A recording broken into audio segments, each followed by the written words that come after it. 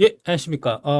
오늘 이제 특집 방송, 네. 예, 예, 경제 아이돌 연의의 주식 상담소 21화입니다. 원래는 이제 이 방송이 그 이제 유료 멤버십 이제 전용 방송인데 오늘 특별히 이제 무료로 이제 여러분들한테 좀 말씀드리려고 하고요. 이제 그거는 좀 또 저 나름의 이제 깊은 또 이제 생각이 있는 거니까 보시다 보면 이 새끼가 이러려고 이거를 무료가 아니고 무료를 했구나 하는 거를 이제 자연스럽게 아시게 될 거니까 이제 그렇고 옆에는 이제 대한민국 3대 미녀 경제 아이돌 연희님 자리해 주셨습니다. 안녕하세요. 예. 맞습니다. 셋인데도 그래도 지금 한 300명 가까이 아, 오셨어요. 예, 예. 감사합니다. 연희님 보려고. 감사합니다. 다들 근데 저 많이 모르시는 분들도 있지 않으세요? 라이브만 이제 또 참여하시는 분들도 많으시죠? 방송 중에서 이제 그 라이브 방송 중에서 우리 연희님 얘기 제가 여러 번 해갖고 예, 아마 다 아실 거예요. 네. 예, 착하잖아님, 예. 저희 막 그 질문 몇 번 올려주셨던 분인 것 같아요. 예, 그러시군요. 네, 네. 예. 저 개인적인 사담은 나중에 따로 두 분하고 나누시기 바랍니다. 네, 예, 알겠습니다. 저는 뭐 이렇게 그 저기 시청자하고 소통하고 이런 거 되게 싫어하는 사람이라서 모른 척 한다는 예, 그렇고 오늘 이제 중요한 얘기 사실 이제 해드리려고 특별히 이제 연예인 모시고 이제 5시까지 이제 라이브 하고 그다음에 이제 고미란 앵커님 오시면은 또 이제 3명이서 또 라이브 하고 이제 뭐 그렇게 하려고 하고요. 딴 거보다도 이제 뭐랄까 이분은 제가 또 이제 나름 또 지켜드려야 되기 때문에 이제 여기서만 쓰이실 분이 아니고 우리 전인구 연구소에서도 좀 귀하게 쓰이고 계시고 그다음에 이분이 좀 뭐랄까 홈쇼핑 이런 것도 하시기 때문에 이제 이분은 절대 이제 정치색을 띠시면 안 되는 분이다. 해서 오늘 이제 정치색이 있는 얘기는 이제 제가 최대한 자제하려고 하고요. 이제 왜냐하면은 뭐 미란 앵커님이야 이제 이미 베리신 몸이니까 어쩔 수 없지만 이분은 이제 정치적 중립을 이제 지켜야 된다. 제가 이제 이분의 정치적 성향 같은 것도 이제 잘 알고 하지만 이제 이분은 철저하게 중립인 걸로 이제 그렇게 해서 가겠습니다. 그러니까 네. 혹시라도 좀 그 뭐야 하다가 오버해가지고 막 이제 저기 윤석열 대통령 이제 편들고 이러면 안 돼요. 자제하세요. 중립. 예, 중립. 네. 철저하게 중립시켜야 네. 됩니다. 예. 들어가겠습니다. 이제 이 채널, 이 유료 방송 중에 이제 하나가 우리 이제 연희님하고 같이 이제 주식 상담소라는 이제 프로를 하고 있는데, 주식 얘기뿐만 아니고 이제 인생 상담도 많이 하고 있죠. 그래서 이제, 갈수록 좀 이제 나이 젊으신 분들이 좀 인생 상담 같은 거 이제 올려주시는데 이제 되게 좀 좋은 것 같고요. 네. 예. 제가 회사 다닐 때도 이제 이런 인생 상담이나 이제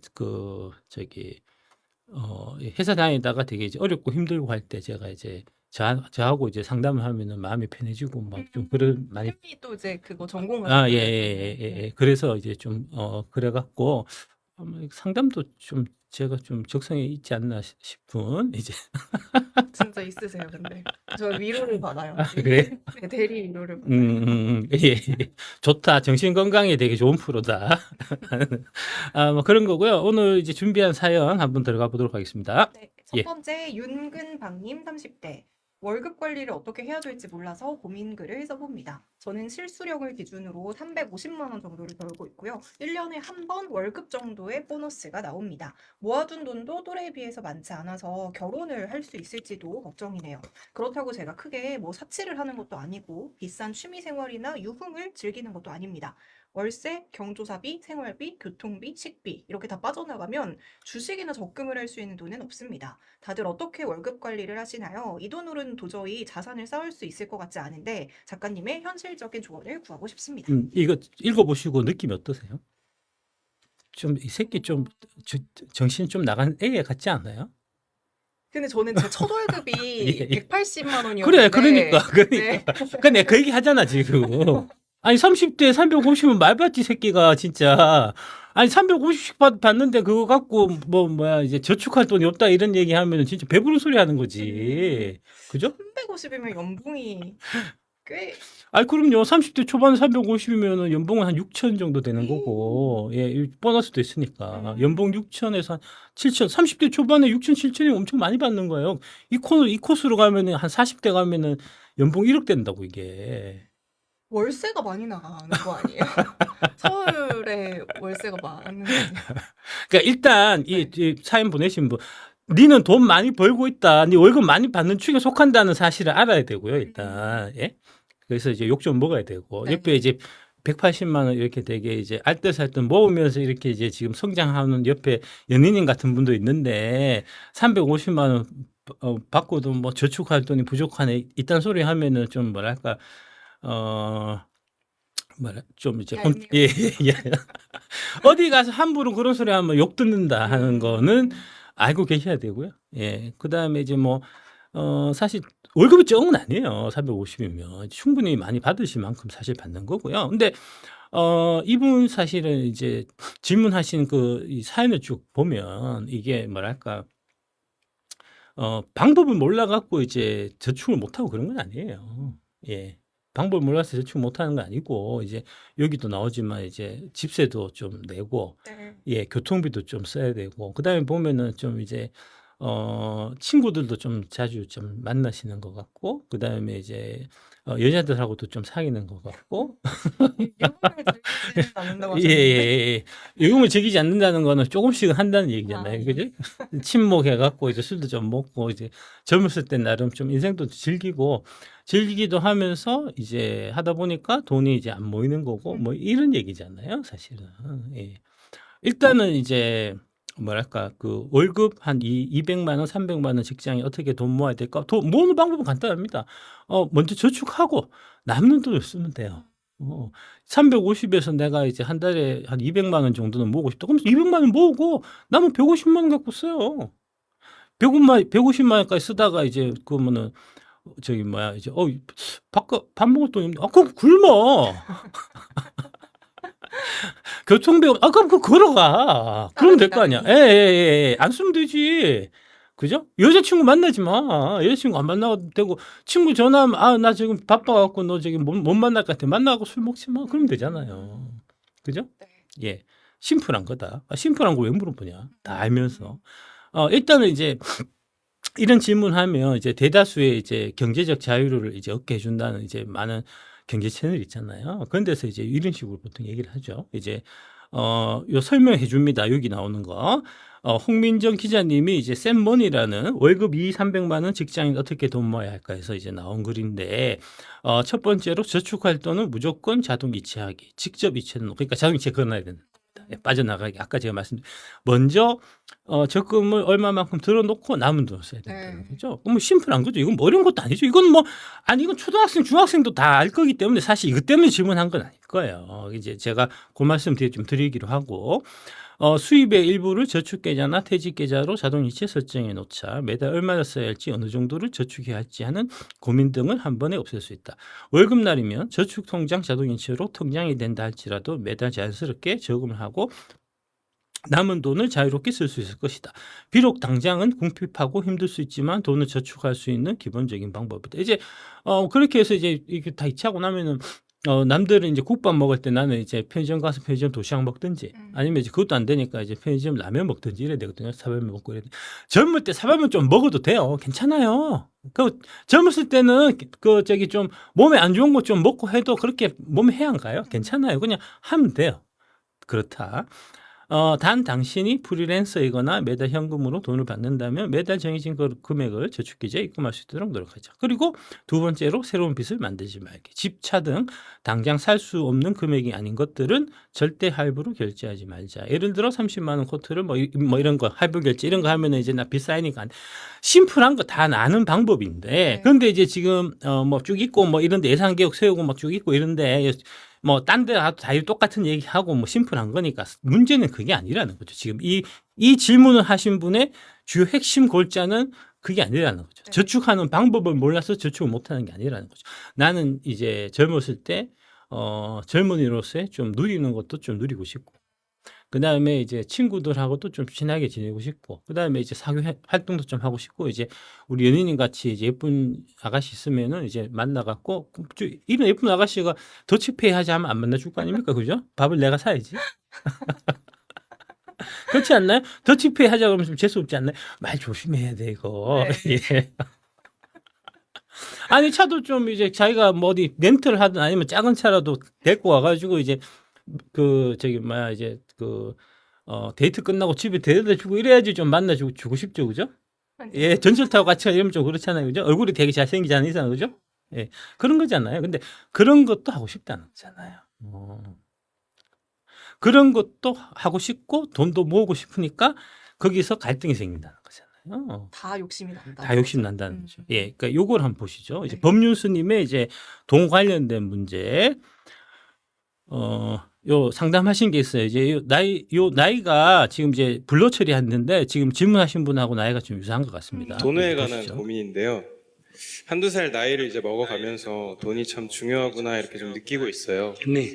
돈이라는 거는 아무래도 몸을 좀 편하게 해주고 무엇보다 뭐 어떤 걸 하든지 어떤 장소에 있든지 선택에 좀 자유가 있다는 게 되게 큰 장점이라고 저는 생각을 하고 있습니다. 하지만 어느 순간부터 돈이 좀 인생의 기준이 된 느낌이 좀 들기 시작하더라고요. 네. 매사에 좀 돈이 되지 않는 일에는 큰 흥미가 없고 네. 뭐 돈 되는 일에는 눈이 좀 반짝하고 관심이 또 가고 네. 그러다 보니까 왠지 알 수 없는 좀 공허함 같은 게 좀 생기고 또 사람에 대한 의심 같은 게 좀 생기는 제가 좀 보이기 시작하더라고요. 그래서 제 고민은 저는 돈을 좀 좋아하고 사실 솔직하게 얘기해서 편하게 살고 싶어요. 근데 돈이라는 걸 올바르게 다루려면 어떻게 생각을 하고 살아가야 되는지 좀 궁금합니다. 돈을 다루는데 뭐 올바른 거 다 그런 거 없어요. 뭘 그래 복잡하게 생각해. 돈 벌고 싶으면 벌면 되지. 근데 안 벌린다 이거지. 욕심이 좀 아니 그러니까 생기는 것 같아요. 돈이 자기가 돈이 필요하면 벌면 된다 이 말이야. 두 가지만 빼고 불법 행위, 부도덕 행위 두 개만 빼고는 자기가 어떤 수단 방법을 안 가리고 벌어도 돼요. 두 가지 빼고 뭐 불법적 행위 두 번째 뭐라고 부도덕한 행위 빼고는 벌고 싶으면 벌어요. 근데 하나 더 고민은 이게 꼭 밑빠진 독처럼 채워도 계속 부족한 느낌이 들고 사실 행복이랑 점점 더 멀어지는 것 같아요. 오히려 인간관계 그러면 안 벌면 되지. 안 벌면 또 아쉬우니까. 그럼 벌면 되지. 그럼 뭐 어렵다고 그래요. 내가 예를 들어서 술을 먹고 싶다 먹으면 돼요. 그리고 아침에 속 쓰리다 그러면 안 먹으면 돼요. 또 먹고 싶으면 먹으면 돼요. 속 쓰리다 그러면 안 먹으면 돼요. 한 3번쯤 반복해 보니까 이게 술 문제예요, 내 문제예요? 내 문제구나. 그러니까 자기가 이제 결정을 해야지. 먹고 속이 쓰리든지 속 쓰리기 싫으면 안 먹든지. 근데 나한테 술은 먹고 싶고 속은 안 쓰리는 방법 없습니까? 그럼 스님 뭐라 한다? 없다 이러지. 선택이에요. 돈을 빌릴까요 말까요? 그건 어떤 게 옳고 그런 게 없어. 돈 빌린다? 오케이. 그러면 갚아야 된다. 갚기 힘든데요? 돈 빌리지 마라. 이게 인생이에요. 선택에 따른 책임이에요. 근데 여러분들의 고민은 선택은 하고 싶고 뭐는 하기 싫다? 책임은 지기 싫은 거예요. 그래서 고민이 생기는 거예요. 이건 전생하고도 관계없고 하나님하고도 관계없고 사주하고도 아무 관계가 없어요. 없는데 자꾸 거기다 책임을 떠넘기려고 그래. 누가 뭐 돈이 뭐 부족하다 이런 얘기하는 돈이 필요하면 버세요. 뜻대로 안 벌리는데요. 그럼 네 능력보다 네가 더 많이 벌라니까 그런 거 아니냐. 그 욕심이다. 욕심을 버리라는 건 돈 벌지 말라는 얘기가 아니라 네 능력이 100만 원 버는데 네가 500만 원 벌겠다 하면 현실적으로 이루어질 수 없으니까 네가 괴롭다 이 말이야. 돈은 선악의 개념이 아니에요. 좋은 것도 아니고 나쁜 것도 아니에요. 자기가 돈에 집착을 하면 돈이 마약 같은 성격을 냅니다. 돈에 자기가 노예가 된다.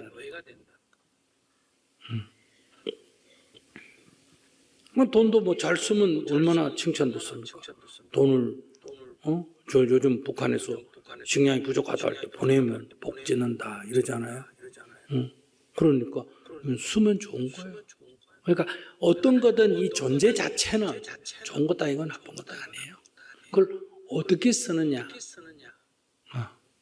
그러니까 만약에 탈미꽃 뿌리를 독이냐, 약이냐. 모든 약은 독성이 있어야 약성이 있어요. 독성이 없는 건 약성이 없어요. 그거 어디 쓰느냐? 그걸 따려서 그냥 씨뿌리를 한꺼번에 따려 먹는다. 그럼 사약이에요. 그 조금씩 희석해가 먹는다. 그럼 약이에요. 화장실에 집어넣으면 구더기가 싹 죽어요. 사람한테는 약이고 구더기한테는 뭐다? 독이에요.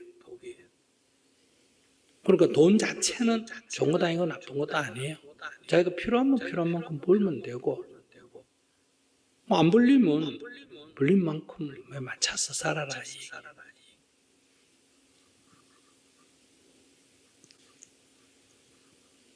할 말 있어. 뭐 할 말 있으면 해봐요. 저 그럼 하나 더 궁금한 게 돈에서부터 좀 자유로워지는 것도 좀 궁금합니다. 혹시 뭐 돈은 자기를 구속하는 적이 없어요. 종이가 나를 뭐 어떻게 뭐 밧줄을 매거나 뭐 어떻게 하더나.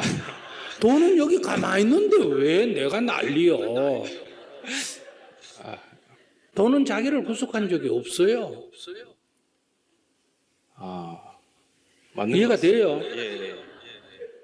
자기가 돈을 붙들고 있으니 구속이 되지. 돈이 자기 잡으러 없니까? 자기가 돈 주스러 다니지. 네, 맞는 것 같습니다. 뭘 이제 알았어? 네. 또 돈이 얽매는 게 아니라 제가 스스로 그냥 얽매고 있지 않았나 생각을 했습니다. 감사합니다. 안녕하세요. 무슨 말씀 하시는지 아마 대충 좀 이해가 되셨을 겁니다. 네. 예. 근데 약간 예. 그 스님이랑 좀 비슷하신 것 같아요. 예. 말투랑 다. 예. 그 다 여기서 보고 뺏겨갖고 얘기하는 거예요. 내가 정문적설 보고 와서 이거 괜찮네 해서 먹는 거예요.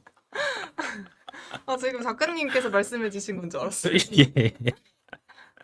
그런 거다. 예, 그런 겁니다. 그러니까 뭐랄까 돈 모으시는 건 좋은데 그 돈 모아서 뭐 하시려고요? 그러니까 남들이 다 모아라 돈 모아야지. 30대 연봉이 지금 월급이 350인데 니 돈이 그렇게 안 모여갖고 나중에 뭐 장가 가겠냐 뭐 이런 얘기 듣고 와갖고 그런가 싶어갖고 지금 질문하신 거잖아요. 그죠? 돈 모아서 뭐 하시려고요?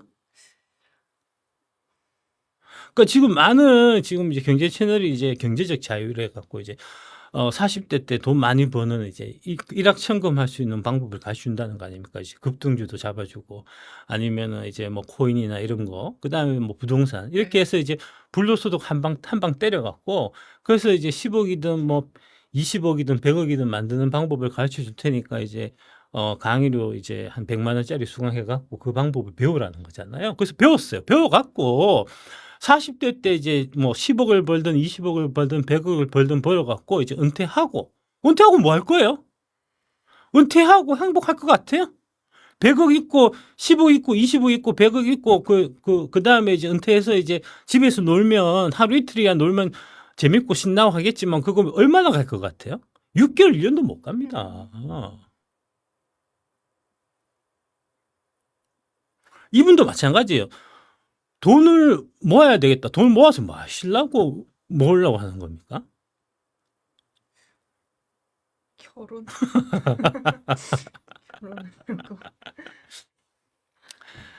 돈을 이제 알뜰살뜰 저축해서 돈을 모아갖고 이제 40대 50대 때 이제 돈 많이 있고 하는 것도 좋죠. 돈 있어야지 뭔가 이제 내가 뭐라도 할 수 있는 자유가 있고 이제 남들이 시키는 거 이제 하기 싫은 거 안 할 수 있는 또 자유가 있고 내 양심을 또 팔지 않고 인간의 이제 존엄성을 지킬 수 있는 그런 자유도 생기는 거니까 인간이라는 게 이제 하루하루 살아나가는 데 다 돈이 드는 거니까 이제 나중에 뭐 60, 70대 갖고 이제 은퇴했는데 돈 한 푼 없고 이래 갖고 또 폐지주로 다니고 이러면 또 이제 곤란하니까 그죠? 그래서 돈은 모으긴 모아야죠. 근데 이제 또 반면에 아까 이제 요 보여드렸던 지금 이런 식으로 이제 열심히 모으면 이렇게 하면은 모을 수는 있어요. 쉽진 않은데 이렇게 해서 모으면 어떤 결과가 생기냐면 주위 친구들이 하고 다 멀어져요.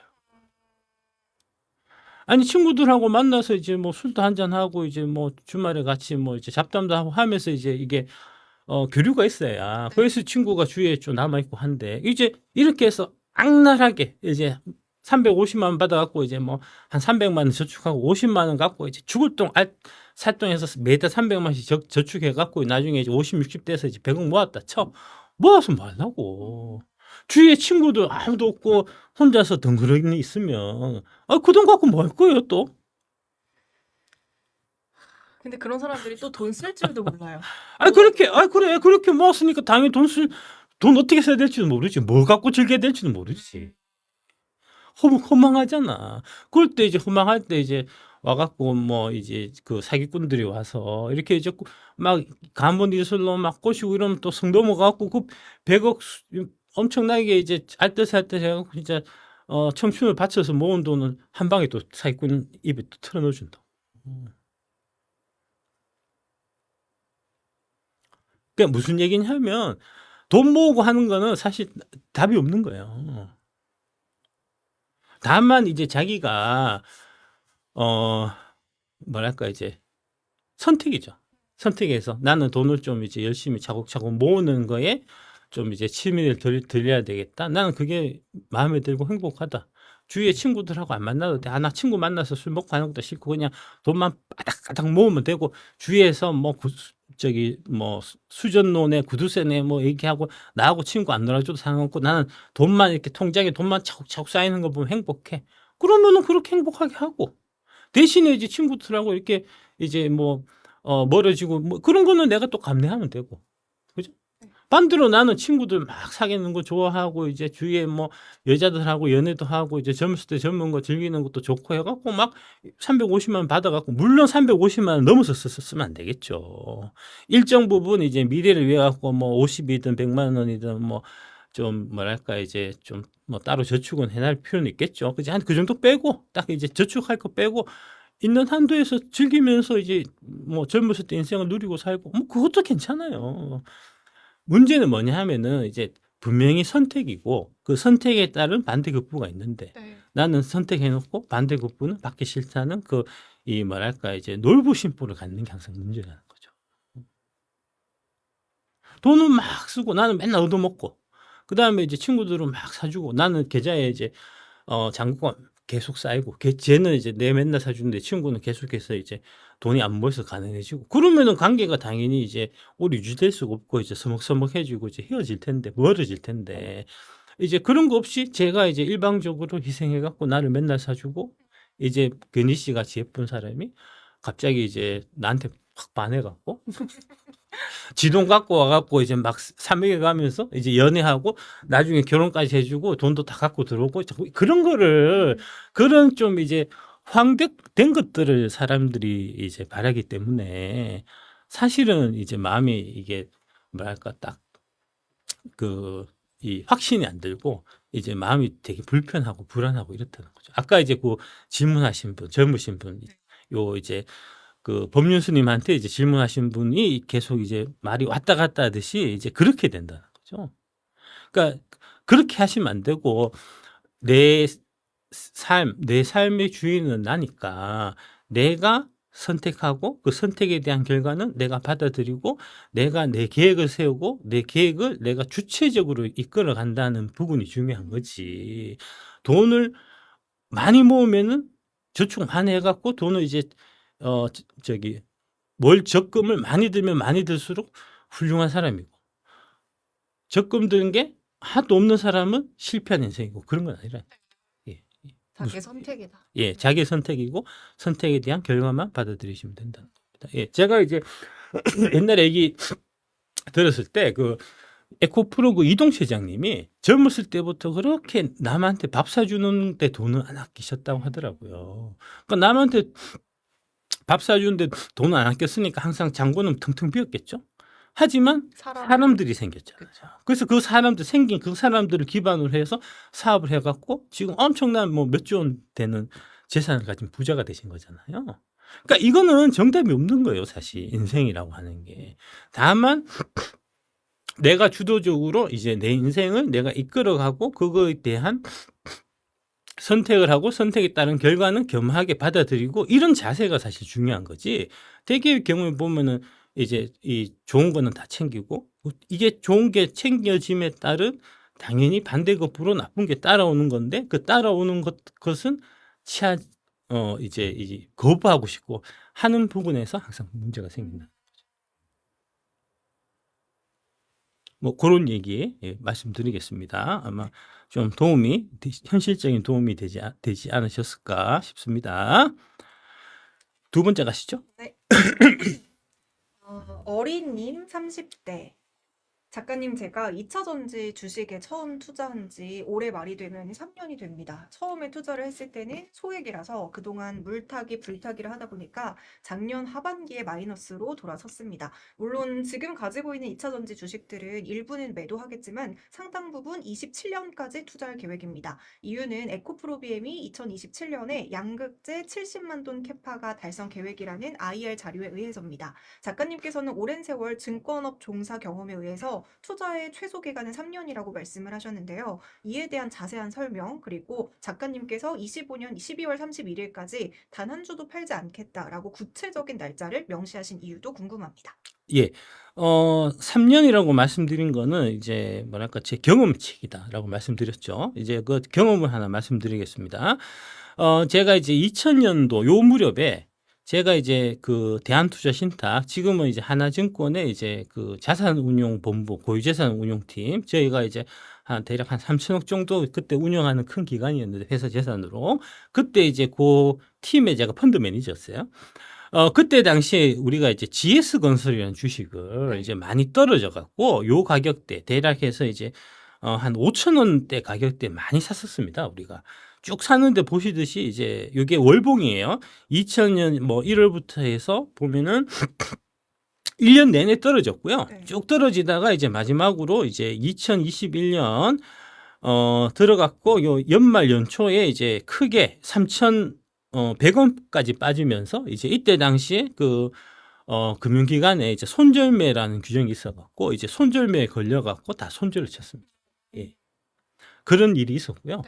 근데 이제 그때 지나고 나서 이제 보니까 이게 이 주식이 이때 막 샀을 때 이게 너무너무 저렴하고 이거는 도저히 떨어질 일이 없는데 떨어지고 말도 안 된다고 생각했는데 1년 내내 떨어져서 나중에는 더 떨어져가지고 손절매까지 당하니까 이게 내가 그동안 배운 게 맞나, 우리가 알고 있는 게 맞나는 생각을 했었는데 우리가 손절매 하자마자 그 다음부터 올라갔고 이렇게 오르더라는 거죠. 네. 요 기간이 대략 1년 기간이고요. 그 다음에 이 기간이 총 3년의 기간입니다. 네. 예, 그래서 한 3년 정도 지나면은 이거 이렇게 많이 떨어지고 하는 것도 결국은 다 회복하더라 하는 이제 그런 경험을 제가 여러 번 해서 이제 3년이라고 말씀드린 거고요. 이제 뭐 딱 법칙 같은 게 있는 건 아닙니다. 3년이라고. 제가 국장에서 이제 경험했던 거는 이제 좋은 주식이 이제 나쁜 방향으로 가더라도 우리가 생각하는 그 방향으로 내가 이제 제대로 판단해 갖고 하더라도 시장이 이제 한때 좀 몰라볼 수 있는데 한 3년 정도 지나면은 결국은 이제 오는 방향으로 가더라는 이제 생각을 그래서 갖게 된 거고요. 이때 이제 GS건설 우리가 샀던 이유가 뭐냐 하면 이런 생각을 했었어요. 1998년 1월 달에, 그러니까 IMF를 맞았죠. 이제 1990년도에 이제 신도시들이 막 생겼고요. 그때 이제 노태우 정부 때 80년대 후반에 집값이 막 올랐습니다. 우리도 같이 올랐어요. 우리나라도 이제 일본 많이 오를 때 많이 올라갔고 1990년에 그때 이제 주택 100만 호 건설 이제 계획을 발표하면서 그때 생겼던 이제 신도시가 이제 일기 신도시라고 하는 건데 지금 이제 일산 신도시, 분당 신도시, 평촌 신도시, 그다음에 하나 그 부평인가 부천 신도시인가 하여튼 부천에 그거 하나 있을 텐데. 하여튼 신도시에서 꼭 4개가 생겼습니다. 그게 100만 호가 갑자기 생긴 거거든요. 그 갑자기 100만 호가 딱 지어지니까 어떻게 했습니까? 집값 떨어졌겠죠. 그때부터 해서 집값이 쭉 떨어져서 90년대 내내 집값이 떨어졌었고요. 그러다가 막타를 이제 IMF 때 맞은 거예요. 97년 12월 달에 IMF를 맞고 98년도 들어갔고 이제 집값이 막 계속 떨어졌는데 그 이전에는 우리 그 아파트 가격이 어떻게 했냐면은 이제 아파트 그 분양가 상한제가 있었어요. 그래서 이제 건설회사에서 33평이면은 각종 건축비에다가 너 이제 마진 한 5% 우리가 붙여줄 테니까 요 가격으로 분양해 하고 분양 가격을 딱 정해줬거든요. 그러니까 분양 가격을 딱 정해주다 보니까 이제 아파트 만드는 회사들 입장에서 아파트를 잘 만들 이유가 없는 거예요. 잘 만들어 봐야 어차피 가격은 딱 고정돼 있으니까 그 고정된 가격에 집만 대충 만들어 갖고 최대한 이제 인테리어 같은 것도 좀 값싼 이제 재료 이런 걸 해서 여기나 중동 신도시에 네. 그렇게 내게 해서 이제 그렇게 갔었는데 그러다가 이제 집값이 계속해서 떨어지니까 이제 건설업체들이 계속해서 이제 요구를 했었던 이제 분양가 자율화 제도가 이때 시작이 됩니다. 그전에는 분양가가 다 고정돼 있었어요. 네. 예. 이때 이후에 분양가 자율화가 실시된 거예요. 이게 1998년 1월 10일입니다. 예. 집값 폭등을 막아 서민들의 내 집 마련을 도와주기 위해 실시하고 있는 서울을 비롯한 수도권 지역의 아파트 분양가 규제가 전면 자율화될 것으로 보입니다. 건설교통부는 오늘 대통령직 인수위원회에 수도권 아파트 분양가 자율화 시행 계획을 보고했습니다. 그래서 이제 98년도 이때에 분양가 자율화가 됐고요. 분양가 자율화가 되다 보니까 아파트 업체들끼리 이제 뭐랄까 실력이 나오기 시작한 거예요. 잘 만들면 돈을 더 받을 수 있으니까 그쵸, 그쵸. 분양가를. 네. 예. 그래서 이때부터 아파트에 브랜드가 생기기 시작합니다. 그 브랜드가 생기는 딱 그 무렵에 네. 우리가 이거 산 거예요. GS건설 우리가 실적 가서 얘기 들어보면 이때 2000년대 초반에 제일 인기 있었던 브랜드가 자이였거든요.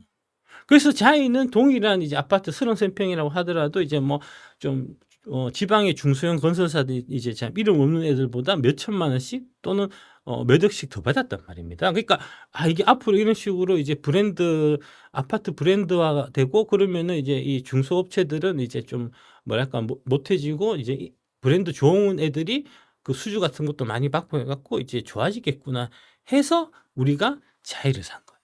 그러면서 PR도 그때 되게 낮았어요. 네. 그래서 이거는 도대체 실패할 일이 없다라고 생각하고 우리가 산 거고요. 이때에 가장 먼저 이제 아파트 브랜드가 생긴 게 뭐냐 하면은 이제 대림 산업. 요새는 이제 DLEAC로 바뀌었습니다. 이 편한 세상 창표 출원을 시작으로 해서 아파트 브랜드 시대를 이끌었다는 거죠. 2000년대부터 이 아파트 브랜드 시대가 이끈 게 바로 1998년 분양가 자율화부터 이게 이제 일어나게 된 거고요. 그때 한창 브랜드 선전도 되게 많이 하잖아요. 예, 광고도 많이 하고 네. 그랬었죠. 예.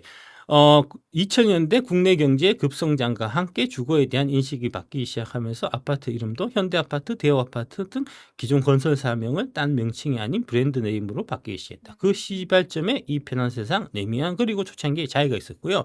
그 다음에 이때 하나가 더 뭐가 있었냐 하면은 그 이전에는 우리가 아파트를 살 때 대출 안 해줬어요. 예.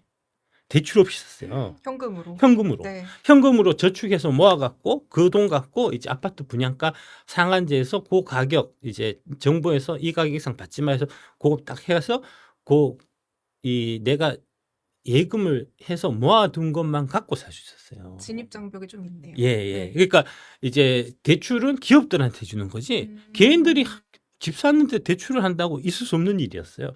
근데 이때부터 아파트를 담보로 해서 대출을 허용해 줬다고. 그러니까 당연히 이제 수요가 늘어날 거잖아요. 네. 그리고 그 다음에 이제 이런 자이나 이런 것들이 브랜드가 파워가 생기니까 이런 쪽으로 돈이 몰릴 거다라고 우리가 예상을 한 거고. 그래서 이제 실제로 그랬고, 네. 뭐 예상한 게 아니고 실제 그 모습이 나타나고 있었어요. 나타나고 있어갖고 이제 이 자이나 이렇게 되게 잘 팔리고 그랬었는데 잘 팔리고 이익도 많이 내고 그랬었는데 주가는 계속해서 떨어지는 거야. 떨어져서 그냥 손절매를 우리가 당했다니까요. 예. 모르더라고 사람들이 이해를 못하더라고. 왜 이래 지금 와서 생각해 보니까 그 이전에 이제 1990년대 10년 동안 계속해서 건설 경기가 안 좋았고 아파트 집값이 떨어졌고 그 다음에 대형 건설사들이 계속해서 부도나고 하다 보니까 상황이 바뀌어갖고 이제 자기가 이렇게 좋아지고 이익이 많이 나고 있었음에도 불구하고 뭐 그러다 말겠지. 아유 뭐 건설주를 사 이런 느낌이었어요. 그게 이게 반응이 안 되더라고. 예. 그래서 이제 하여튼 뭐 그랬고 그래서 이제 여기 보시면은 아파트 브랜드 순위가 이제 1등이 자이, 2등이 힐스테이트 뭐 이렇게 레미안 이렇게 요 순서가 이제 거의 계속해서 유지가 되고 있습니다. 지금도 2025년 1월 20일 기준에서 보면은 지금 1등이 힐스테이트고요, 2등이 푸르지오, 3등 레미안, 4등 아이파크, 5등 자이, 6등이 이 편한 세상 뭐 이렇게 쭉 이제 순서가 되더라. 그리고 우리가 3천에 팔았잖아요. 팔고 난 다음에 이렇게 되더라니까요. 18만 4천 원. 예. 3년만 잘 참았으면 네. 예, 아마 여기까지는 못 가더라도 뭐 중간에 뭐 9만 원, 10만 원만 팔았어도 5천 원 사서 10만 원 팔았으면 20배를 먹을 수 있는 주식을 그때 당시 회사에 이제 손절매라는 규정이 있어 갖고 네. 다 팔았더만 이렇게 됐더라. 다시 재진입은 할 수 없었던 거예요. 아, 그러니까 재집했었어야죠. 근데 이제 팔고 난 거를 못 사겠더라고요. 예, 사람 마음이 다 그렇잖아요. 그렇게 됐다. 예. 이게 3,000원부터 18만 4천 얼마죠? 60배 오른 겁니다. 이제 딱 6년에 걸쳐 갖고. 예. 그러니까 이제 그런 거예요. 2차 전지 사갖고 이제 막 얘기하는 게 이제 악플 다시는 분들이 야, 너 지금 그 가격 올라가려면 2배, 3배 올라야 되는데 그게 어떻게 가능하겠어? 2배, 3배가 문제가 아니라니까. 60배였다니까, 60배. 왜 이런 일이 가능하죠? 그 이전에 이제 그렇게 좋아졌음에도 불구하고 좋아지는 것들이 하나도 반영 안 되고 그 이전에 이제 사람들이 갖고 있었던 이제 뭐랄까 오래된 이제 저기 그 이 선입견 네. 이제 그런 부분들 때문에 아니 회사가 좋아지고 있는데도 반영 안 되고 있다가 나중에 반영되기 시작하니까 반영되고 하다 보니까 이게 나중에는 거품까지 붙어갖고 18만 4천 원까지 갔더라. 이게 주식이라는 거죠. 그러니까 어찌됐건 기다림은 있어야 되네요. 아, 그럼요. 네. 예, 그럼요. 예, 그렇다는 거죠. 그러니까 지금 제가 자꾸 말씀드리는 게 이제 지금 보면은 댓글 다시는 분들이 이제 그때 23년 7월 달에 막 한참 올라가고 할 때 주식 팔았어야 되는데 못 팔아서 너무 후회된다는 소리를 하시는데 후회를 하시면 안 된다고요. 그거. 후회를 하시면 안 된다고요.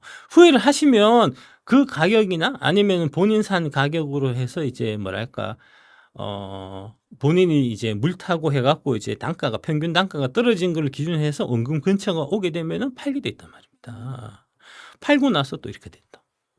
예. 만약에 우리가 이때 갖고 있었으면 올라가서 이제 고생 많이 하고 올라가서 원금이나 좀 더 넘어갔으면 우리 팔았겠죠, 그죠? 그리고 이렇게 된다는 거죠, 주식이라는 게. 예. 다음. 아까 이제 그 25년 12월 31일까지 왜 들고 가냐라고 이제 왜 그렇게 이제 하셨냐라고 말씀하셔갖고 이제 그거는 이제 제 책에 K 배터리 레볼루션이라는 책이 이제 23년 2월 20일 날 나왔는데 이 책을 제가 쓴 거는 이제 대략 22년 가을 무렵입니다. 가을 이제 어디지? 그러니까 추석 때. 예, 추석 때 썼고요. 예, 추석 때 썼으니까 거기서부터 이제 22년 연말에서 이제 3년 하면은 25년 연말이니까 그래서 25년 12월 31일까지라고 한 거고요. 네. 예, 일단 그 이유. 예. 그다음에 이제 두 번째는 바로 이 이유 때문입니다. 이게 이제 우리 연희님하고 제가 이제 K 배터리 투자 바이블이라고 지금 잠깐만 한번 보실래요? 여기 밑에 거기 링크 걸려 있나? 밑에 조금 내려 보실래요? 예. 네. 예. 여기 이제 보시면 그 링크가 걸려 있거든요. 네. 예. 32강의 내용을 우공이산 채널을 통해서 할인된 금액으로 만나보세요. 다시 올 2차 전지의 미래 준비하기 박순혁 작가와 함께 하세요 하면서 이제 그 전인구 그 연구소에서 이제 우리 연희님하고 같이 이제 32강짜리 유료 강좌를 제가 찍은 게 있는데, 만약에 그거 이제 하시려고 하면 여기 이제 꼭 그 할인 코드 있습니다. 할인 코드 입력만 하시면은 이제 할인 금액 10만 원 적용 받으시니까 예. 뭐 그렇고 생각 있으시면 나중에 이제 그 강의 중에 제가 이제 애널리스트 리포트 보는 법 해서 이제 이 애널리스트 리포트를 갖고 말씀을 드렸어요. 하나투자증권 2차 전지 전기차 시대 그 많은 싱하를 누가 다 먹을까 하는 이제 이 리포트를 갖고 말씀드렸는데 여기 어떤 내용이 나오냐? 2025년에 전기차 전용 하드웨어, 소프트웨어가 대거 출시되면서 25년이 전기차 판매의 퀀텀 점프의 한 해가 될 거다. 라고 이제 이 책에 22년 요 연말에 여기 적혀 있었어요. 그래서 저도 25년 12월 30일까지 가겠다. 예. 그런데 지금 사실은 이 퀀텀 점프 해가 24년에 있었던 이제 전기차 캐즘. 그 다음에 이제 지금 트럼프 대통령 당선되고 나서 이제 IRA 규정 바꾸고 뭐 여러 가지 뭐 그런 것들 때문에 대략 한 2년 정도 지금 늦춰지는 것 같고요. 그래서 27년 12월 31일까지는 좀 저는 지금 있는 주식의 상당수는 갖고 갈 겁니다. 예, 그 이전에. 그러니까 전체적으로 25년 12월 31일까지 이제 그건 최소 기간이고 25년 12월 31일에 주식을 다 판다는 얘기는 처음부터 아니었고요. 네. 예. 25년 12월 31일까지는 단 한 주도 안 파는 거고 그 이후에는 좀 필요하면 좀 이제 팔 수도 있을 텐데 웬만하면은 좀 오래 다 들고 갈 생각을 저는 갖고 있고요. 미국 기준으로 해서 이제 자동차, 전기차 보급률이 50%가 되는 시점까지 저는 이제 이 2차 전지는 쭉 갖고 갈 거다는 이제 그 말씀을 제가 드리고요. 결국은 이게 이제 지금 그때 얘기했던 거에서 지금 잘 늦춰지는 이유가 뭐냐 하면은 리포트에 요 내용이 나옵니다. 이제 2023년 출시되는 GM의 전기차 라인업에서 이제 쭉 나오는데 얘들이 지금 다 출시 안 됐어요. 다는 아니고 이 중에 상당 부분이 많이 늦춰졌어요. 신차 출시 그 일정이. 그래서 이제 그런 부분들. 그 다음에 여기 보시면은 2023년 출시되는 전기차 모델은 기존 미국 내 연간 100만에서 120만 대 판매되던 모델에서 이제 주로 미국에서 픽업 트럭을 가장 많이 파는데 그 픽업 트럭은 차량이 크기 때문에 특히 거기에는 이제 일단 차도 많이 팔릴 거고 그다음에 이제 배터리 양이 많이 들어가거든요. 그래서 이제 되게 기대를 하고 있었는데 지금 얘기 나오고 있는 요게 이제 뭐냐면은 가장 많이 팔리는 여기 실버라도 지금 아직 출시가 안 됐습니다. 예. 이런 것들 출시돼야지 이제 앞으로 좋아진다는 거죠. 실버라도, GMC 시에라, 그다음에 이제 이코녹스, 블레이저 이런 애들이 이제 전기차로 전환돼서 나가야 이제 많이 팔리는 이제 이런 형태가 되고 이 중에서 이제 특히 지금 이코녹스 같은 경우는 지금 GM이 출시를 했고요. 올해 이제 GM 쪽으로 들어가는 이제 배터리 물량이 이제 작년 대비해서 좀 늘어나서 그게 이제 실적 LG 쪽 실적 이제 기여 올라가는데 많이 기여를 하고 있는데 이제 그게 이코녹스가 올해 좀 꽤 팔리고 있어서 그렇다. 이제 뭐 그런 부분들은 이제 기억하시면 좋을 것 같습니다. 그리고 보시면은 이때 이제 25년에 22년에 이제 발표할 당시에 이 리포트를 쓸 당시에 GM이 이제 2025년에 배터리를 전기차를 미국 내에서 몇 대를 팔겠다고 얘기했냐면은 100만 대 팔겠다고 얘기했다는 겁니다. 올해 지금 대략 한 25만 대 팔지 말지예요. 그러니까 4분의 1밖에 안 되는 거고요. 그러니까 이 새끼들이 거짓말 치는 바람에 지금 이제 그게 쭉쭉쭉 내려와 갖고 지금 배터리도 이제 뭐랄까 설비 투자했는데 공장이 다 안 돌아가고 공장이 다 안 돌아가니까 양극재도 재고가 남고 양극재가 재고가 남으니까 에코프로는 리튬 가격이 떨어지고 이런 식으로 지금 이제 다 쭉 밀려오면서 다 이제 지금 피해를 보고 있는 상태다. 이제 하지만 결국은 장기적으로 봐서는 이제 GM도 100만 대 가고 뭐 쭉쭉 갈 거니까 시간의 문제지 결국은 다 해결될 수 있는 문제다는 이제 관점으로 보시면 될 것 같습니다. 예. 다음 가시죠. 네. 네 번째는 신비주의 40대 초반 남자분이십니다. 작가님, 2차 전지만큼 태양광 산업도 중국이 상당히 공을 들이고 있는데요. 그래서 우리나라 태양광 산업도 중국산 저가 공세로 어려운 상황에 처해 있다고 알고 있습니다. 태양광 산업도 작가님께서 말씀하시는 경제적 해자를 가지고 있는 분야인지 그렇지 않은 거라면 태양광은 중국에게 가격적으로 밀릴 수밖에 없는지 궁금합니다. 예, 그 경제적 해자에 관련된 이제 질문이신데, 제가 태양광 쪽은 잘 모르고요. 예, 잘 몰라서 이제 뭐 그거는 각자 알아서 이제 판단하시면 될 일인데, 다만 이제 경제적 해자가 어느 부분에서 생기냐 하는 부분 이제 말씀 많이 드렸지만 다시 한번 또 드리겠습니다. 페토 씨라는 분이 쓰신 이제 부자를 만드는 주식 투자의 공식 경제적 해자라는 책이 있습니다.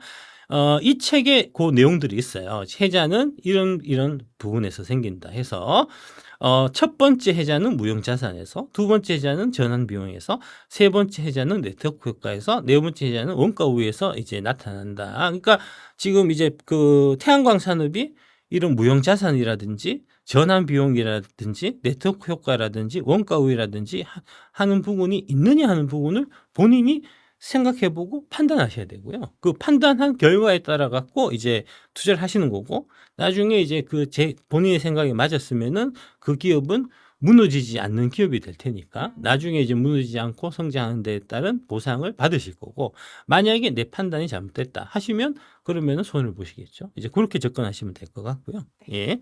그 판단이 가장 중요한 판단이니까 그 본인이 하셔야지 나보고 해달라 그러지 마시라 말씀드리고 예. 요 내용은 이제 지난주에 제가 또 한번 말씀드렸던 내용이니까 이제 넘어가고요.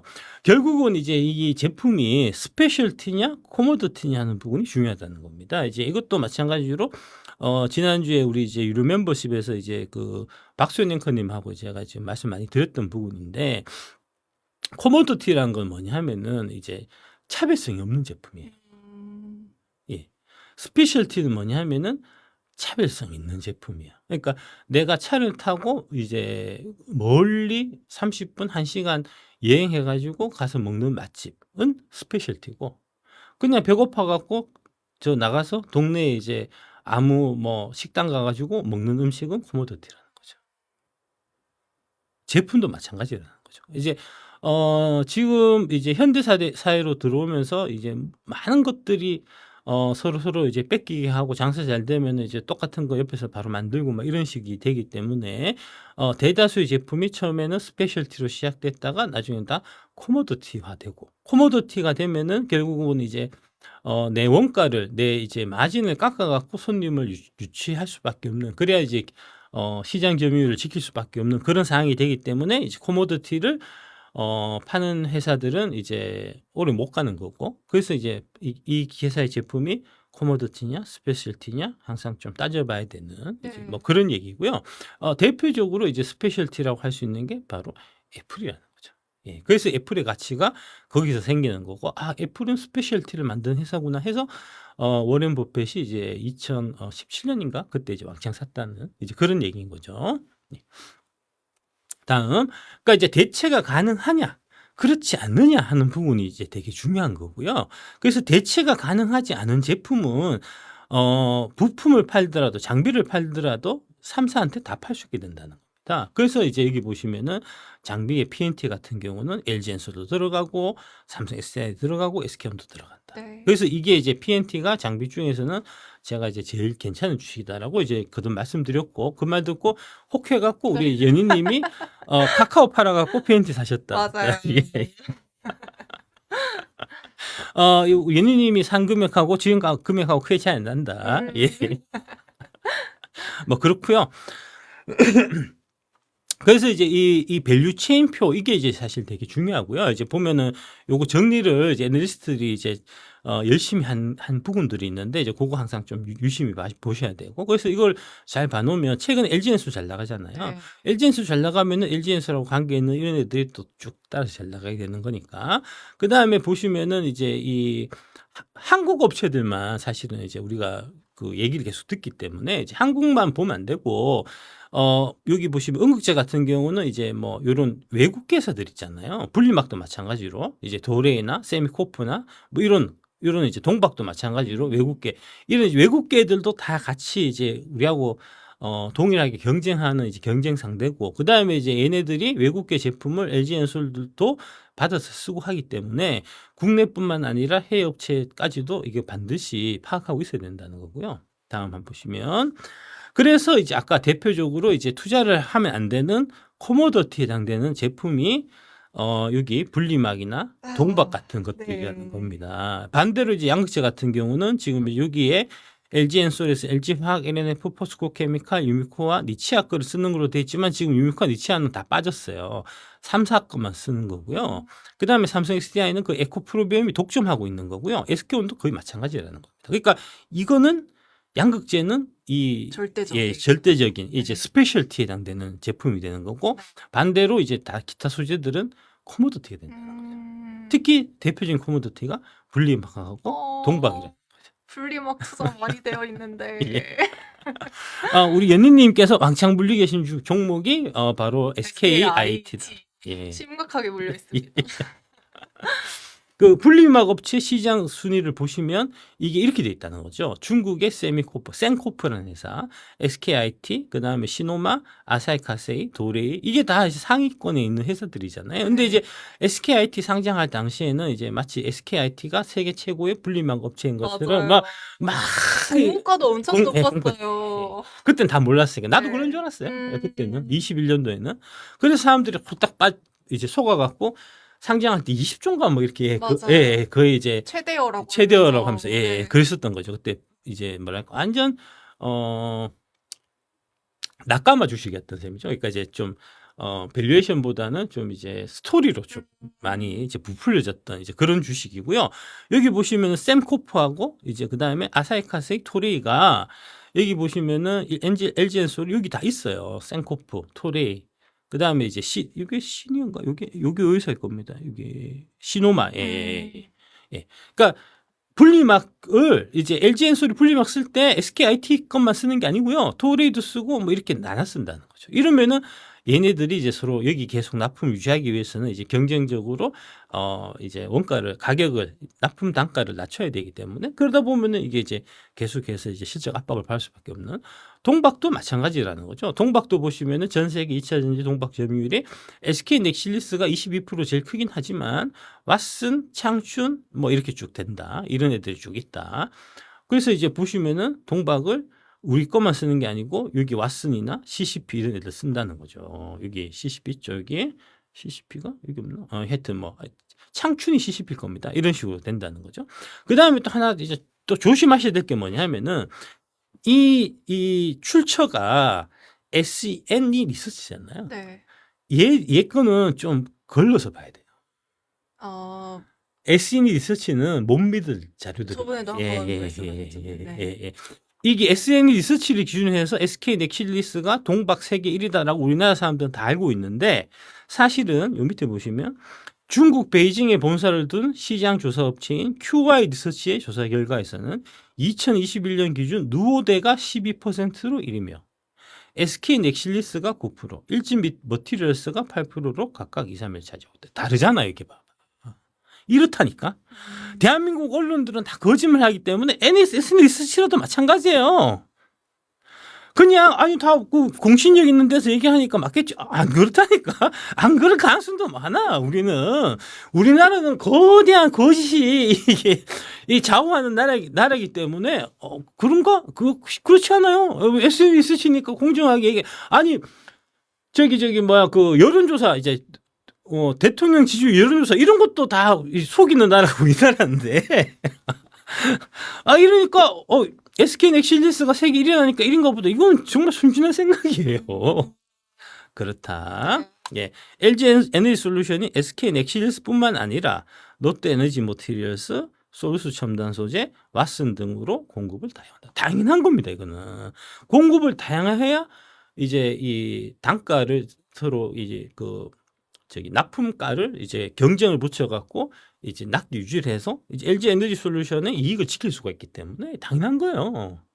그러니까 이런 형태로 이제 외국 애들하고 경쟁 관계를 잘 알고 있어야 된다는 거죠. 근데 이제 상장시킬 당시에 SKIT만 분리막을 만드는 것처럼 SK 넥실리스만 동박을 만드는 회사인 것처럼 여러분들을 속였고 네. 예. 거기에 속아서 네. 지금 다 왕창 물려 있다는 거죠.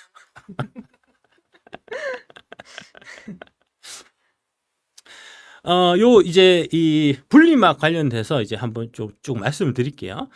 SKIT는 2004년에 국산화 성공했고요. 세계 세 번째로 독자 기술 개발 성공해서 그의 청주에 분리막 공장을 준공했다.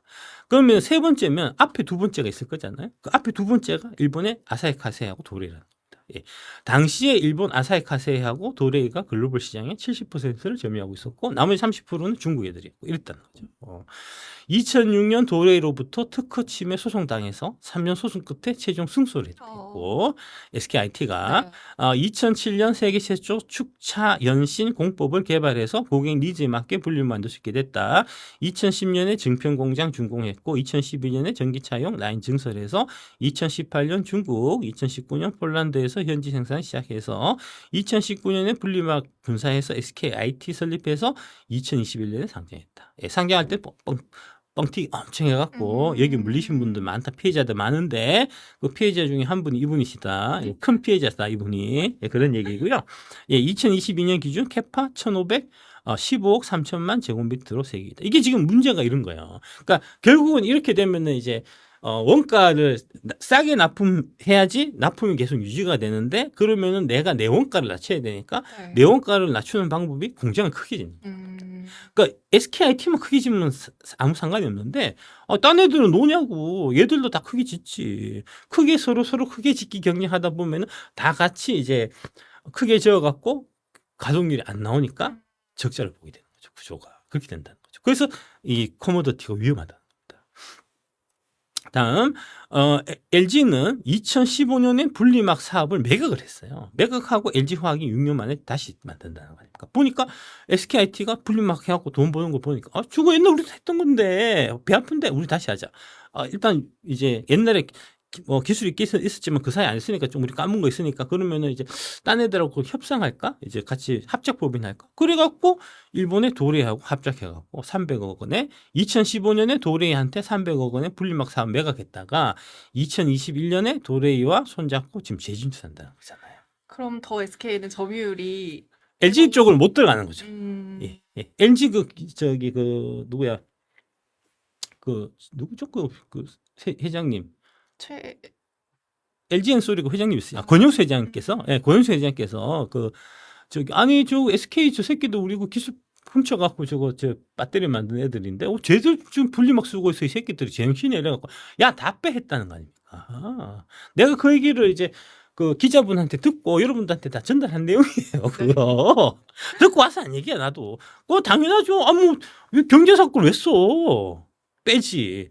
SKIT는 LG 쪽은 다 빠지는 겁니다. 뭐 SKIT 거만 쓸 수 있는 것도 아닌데 여기 이제 분리막이 도레나 뭐 이거 다 있잖아요. 이런 애들도 잘 만드는데 뭐 그랬다. 그리고 이제 앞으로 LG화학 거 쓰겠죠. 도레하고 합작해갖고 들어온. 당연히 쓰겠죠. 웬만하면 그거 밀어주겠죠. 2022년 조인트 벤처는 헝가리에서 분리막 원단 생산을 시작했고 수율 개선을 진행했고 북미 진출 검토 중이다. 그러니까 분리막을 써도 LG화학 그다음에 도레이 이 합작법인이 미국에 공장을 지어갖고 거기서 나온 분리막을 쓰지 SKIT가 안 쓴다는 겁니다. SK건이야 쓰겠지. 그다음에 이제 WCP는 국내 2위로 발전. 이게 삼성 SDI는 삼성 SDI도 또 SKIT 거 왜 써? WCP라는 회사를 쓴다는 겁니다. 이 WCP라는 회사는 2015년에 청주에 설립됐고 삼성전자 출신 최영건 대표가 2005년 설립한 일본 W스코프가 모의사입니다. 그러니까 일본 회사 W스코프라는 이제 분리막 만든 회사가 있는데 여기 있죠 4%. 이 회사가 이제 원래 삼성 SDI에 있다가 나간 최영건 대표라는 사람이 일본 가서 만든 회사예요. 네. 그러니까 당연히 연결되기가 쉽죠. 그래서 이 W스코프의 자회사가 WCP고. 근데 이제 W스코프가 일본 회사긴 한데 그거를 처음에 회사를 이제 설립한 사람이 또 이제 한국인이다 보니까 이제 애매한 거죠. 예, 그렇다. 그래서 습식 분리막 대규모 공급 계약했고 A123이 중국 완샹에 매각되고 2019년에 삼성 SDI 거래를 시작해서 현재 SDI 비중이 80%다. 그러니까 이제 삼성은 우리하고 친한 이 WCP 거를 쓰는 거고 LG는 LG화학하고 도레하고 합작하는 이제 그걸 쓰는 거고 그리고 이제 뭐 딴 것도 좀 같이 섞어 쓰겠죠. SK만 SKIT를 쓰게 되니까 이제 기존에 이거 해갖고 이제 캐파 투자 막 해서 세계 캐파를 만들어놨는데 만들어 놓고는 팔 데가 없는 거예요. 그러니까 가동이 떨어지고 계속 적자를 보는 거죠. 구조가 그렇게 된다는 거죠. 여기 마찬가지 2022년 헝가리 분리막 공장 설립 발표했고 올해 북미 공장 건설한 확정 전망이다. 그 WCP는 삼성은 WCP를 이제 여기 지어갖고 거기서 받는다는 거죠. 이러다 보니까 지금 대표적으로 이제 커모더티에 해당되는 이제 분리막을 만드는 SKI 테크놀로지는 보시듯이 계속해서 적자고요. 그 다음에 적자도 적자인데 이제 이 매출액 대비 적자율이라고 할 수 있는 영업 적자율이 24년 통으로 마이너스 133이었어요. 와. 2,100억 매출해갖고 네. 2,900억 적자 봤어요.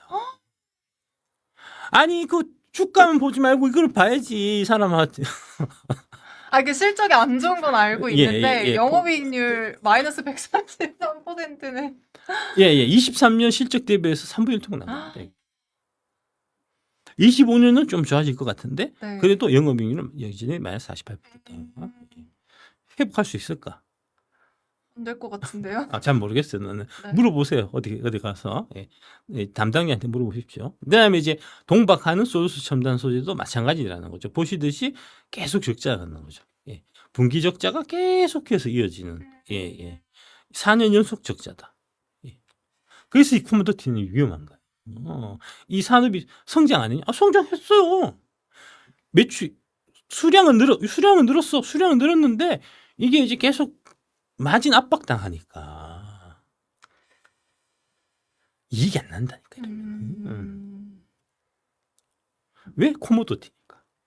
한참 코로나 때 예. 마스크 회사들이 갑자기 엄청 늘어났었잖아요. 예, 예, 예. 그것도 마찬가지잖아요. 그렇죠, 사실. 그렇죠. 예, 그런 거죠. 예, 그런 거죠. 그래서 길게 갖고 갈 주식은 코모디티를 판 회사여서는 안 된다. 스페셜티를 판 회사야 된다는 거죠. 그 스페셜티가 양극재라는 거죠. 스페셜티가 배터리라는 거죠. 그래서 동일한 이제 계속해서 뭐 24년 실적 안 좋고 뭐 다 아는 얘기지만 다르다는 거죠.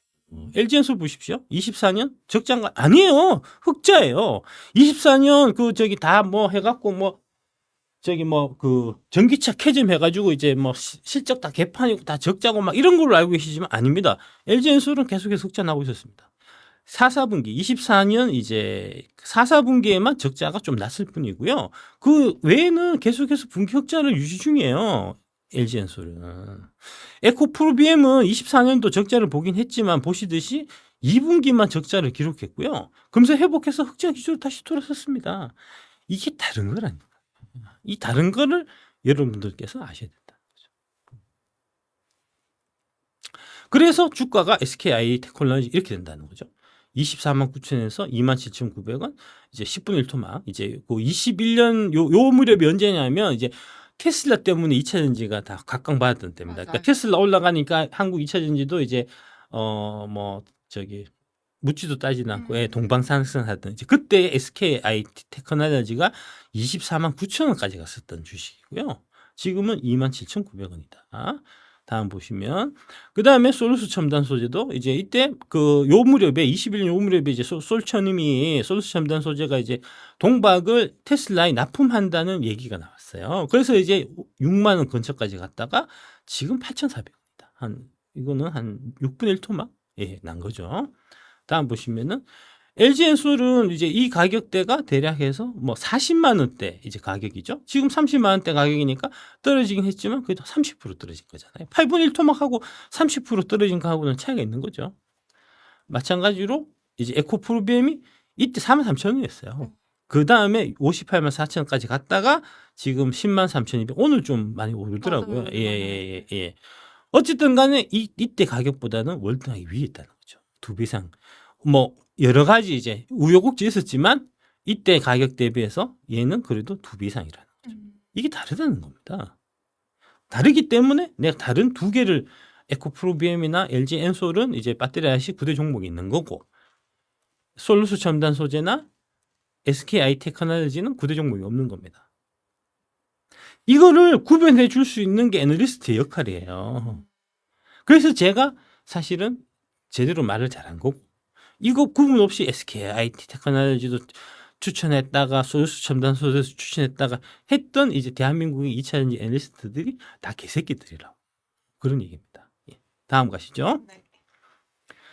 조크님 32세. 안녕하세요, 박준혁 작가님. 제 사연이 뽑힐지 모르겠지만 일단 제 고민을 말씀드려 보도록 하겠습니다. 저는 어릴 때부터 보수적인 부모님 밑에서 대부분의 행동을 통제받으면서 자라왔습니다. 그러다 보니까 감정을 표현하기보다는 억누르는 것이 익숙해졌고 성인이 됐지만 여전히 부모님의 눈치를 보게 됩니다. 문제는 제가 30대인데도 여전히 부모님의 간섭이 심하다는 점입니다. 자취하지 말고 여기서 같이 살면서 돈을 모아라. 결혼은 이런 여자랑 해라. 주식 너무 많이 하지 마라. 이렇게 사사건건 간섭을 하시는데 너무 스트레스 받습니다. 그렇다고 부모님과 갈등을 만들고 싶지는 않은데 부모님이 잘못된 조언을 하고 간섭을 해도 이걸 어떻게 잘 거절하고 나만의 길을 가야 되는지 진심으로 조언을 얻고 싶습니다. 그 연희님은 부모님과 같이 사세요? 저는 따로 살아요. 아, 혼자 사는 여자세요? 네네. 아유, 안 그래도 매력적인데 더 매력적으로 느끼거든요. 자취하는 여자세요? 자취합니다. 아, 부럽습니다. 언제 독립하신 거죠, 그럼? 저 지금 혼자 산 지 꽤 오래됐어요. 8년? 9년 정도 된 것 같아요. 뭐 저기 왜 혼자 살려고 사시려고 마음 먹게 되셨어요? 사이가 안 좋아갖고? 아니요. 사이는 좋은데 예. 저는 원래 좀 독립적인 스타일이에요. 간섭받기 싫어갖고? 네, 그것도 좀 있고 음. 가족 아무리 친해도 조금 음. 사이가 그러니까 눈에서 조금 멀어져야 더 돈독해지는 게 있더라고요. 독립해서 나가세요. 음. 간섭받기 싫으면. 네. 예. 근데 이제 못 나가는 게 이제 그러면은 집도 구해야 되고 막 이런 거잖아요. 좀 대출 받으세요. 하고 다 본인이 갚으면 되잖아. 예. 근데 이제 그럴 경제적인 뭐랄까 이제 능력은 안 되고 그다음에 이제 빚 갚으려 하니까 좀 겁나고 네. 집에서 있으면은 이제 엄마 아빠가 돈도 좀 모아줄 것 같고 그러니까 이제 같이 있는데 같이 있으면은 당연히 간섭받는 게 당연하고 뭐 그런 거잖아요. 네. 그러니까 아까 이제 처음에 얘기했던 거하고 사실은 전혀 다르지 않은 또 같은 맥락이라는 거고요.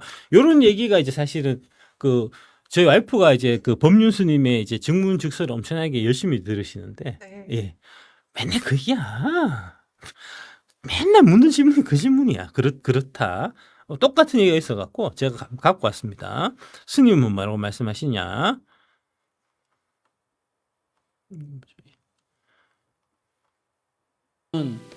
내가 누구의 간섭 안 받고 의사결정할 권리가 있어요. 대신에 저 지금 29살이고 네. 직장인인데 네. 지금 아빠 엄마와 같이 살고 있습니다. 가끔씩 회식이나 대구 동호회 이런 데서 회식을 하면 12시가 좀 넘을 수도 있잖아요. 절대 12시 넘으면 안 된다고 항상 그렇게 하셔서 12시 넘으면 정말 문을 잠가버린 적도 있습니다. 항상 그것 때문에 매일 갈등이 좀 심한데요. 이럴 때 어떻게 하지? 결혼하면 남편이 12시 넘어서 들어오는 거를 이해하는 게 쉬울까? 아빠가 그래도 이해하는 게 쉬울까? 예? 결혼을 해서 남편이 있는데 내가 회식한다고 12시 넘어가 술 먹고 들어왔을 때 남편하고 갈등이 더 해결하기가 쉬울까? 어느 게 더 쉬울 것 같아? 아빠? 아빠는 지금 딸을 결혼을 시켜야 되잖아. 근데 이건 무슨 사고라도 생기면 안 되잖아. 아빠는 걱정이 되고 그거 못하게 하는 거잖아. 결혼하기 전까지는 이렇게 해라는 거야. 그럼 결혼해가 자기 완전 늦게 들어가시면 늦게 들어가고 그건 하라는 거고. 안 그러면 아빠 집에서 나와서 오피스를 하나 빌려가지고 살면 되지. 나와서 살기는 싫어요.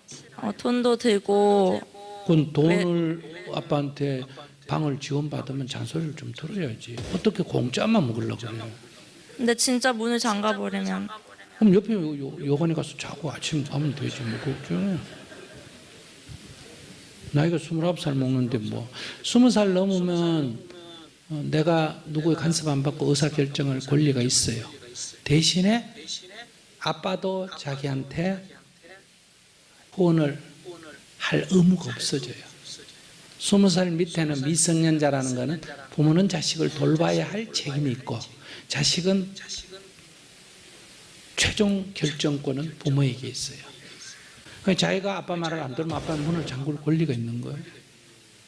내가 뭐 20살 넘었는데 간섭받고 살 게 뭐 있나 하면 나가가지고 방을 얻어서 살면 되는 거예요. 자기 지금 의견은 뭐냐? 20살이 넘었는데 아빠의 지원도 받고 간섭은 안 받고 싶다. 그 욕심이에요. 어쨌든 자기가 방 하나 쓰면 한 달에 50만 원 전략할 수 있잖아. 그지? 네. 자기가 12시 전에 적당하게 봐서 한 11시쯤 되면 화장실에 가는 척하고 집에 가버리면 돼. 근데 그런 자리가 제가 원해서 있는 자리들이고 원할 수 있으면 이제 아빠한테 꾸중을 좀 들어야지. 그럼 그날은 이제 아빠한테 전화해가 문장 가세요 하고 물어봐. 문장 가서 12시 넘어가 갈 때는 문장 가세요 하고 물어보고 장갔다 그러면 친구집에 가서 자고 가고 방금 옆에 있는 남자친구 집에 가서 자고 안 장갔다 그러면 고마워요 하고 들어가고 그러면 되지. 뭐 별로 어려운 것도 아닌데. 감사합니다. 부모한테 지원은 받고 하기는 지 맘대로 하고 싶다 이거 아니에요. 그죠? 잘못된 거예요. 부모 아버지가 뭐 고지식하고 간섭이 많다 이렇게 생각하면 안 돼요. 싫으면 나오면 되는데 뭐. 거기 있는 게 덕이다 싶으면 거기 서로 타협을 해야 되는 거예요. 이해되셨을 겁니다. 예. 질문하신 분. 네. 예, 예. 부모님하고 갈등을 만들고 싶지 않잖아요. 그럼 말을 들어요. 12시 전에 들어가. 시키면 시키는 대로 해. 예?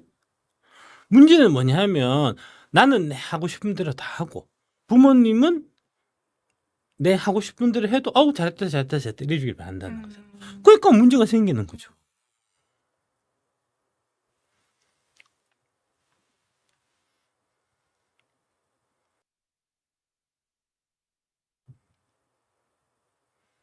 나는 진짜 이해가 안 되는 게 우리 와이프가 법률 스님의 정무적서를 맨날 들어요 맨날. 근데 맨날 똑같은 얘기야. 맞아요. 아 똑같은 얘기 왜 맨날 듣는 거야? 아 시간 낭비지. 왜 하시는 말씀을 맨날 똑같은 말씀 맨날 똑같이 듣냐? 맨날 얘기를 들으면 들을 때만 아 그렇구나 하고 실천을 못 하니까 그렇다는 겁니다. 아.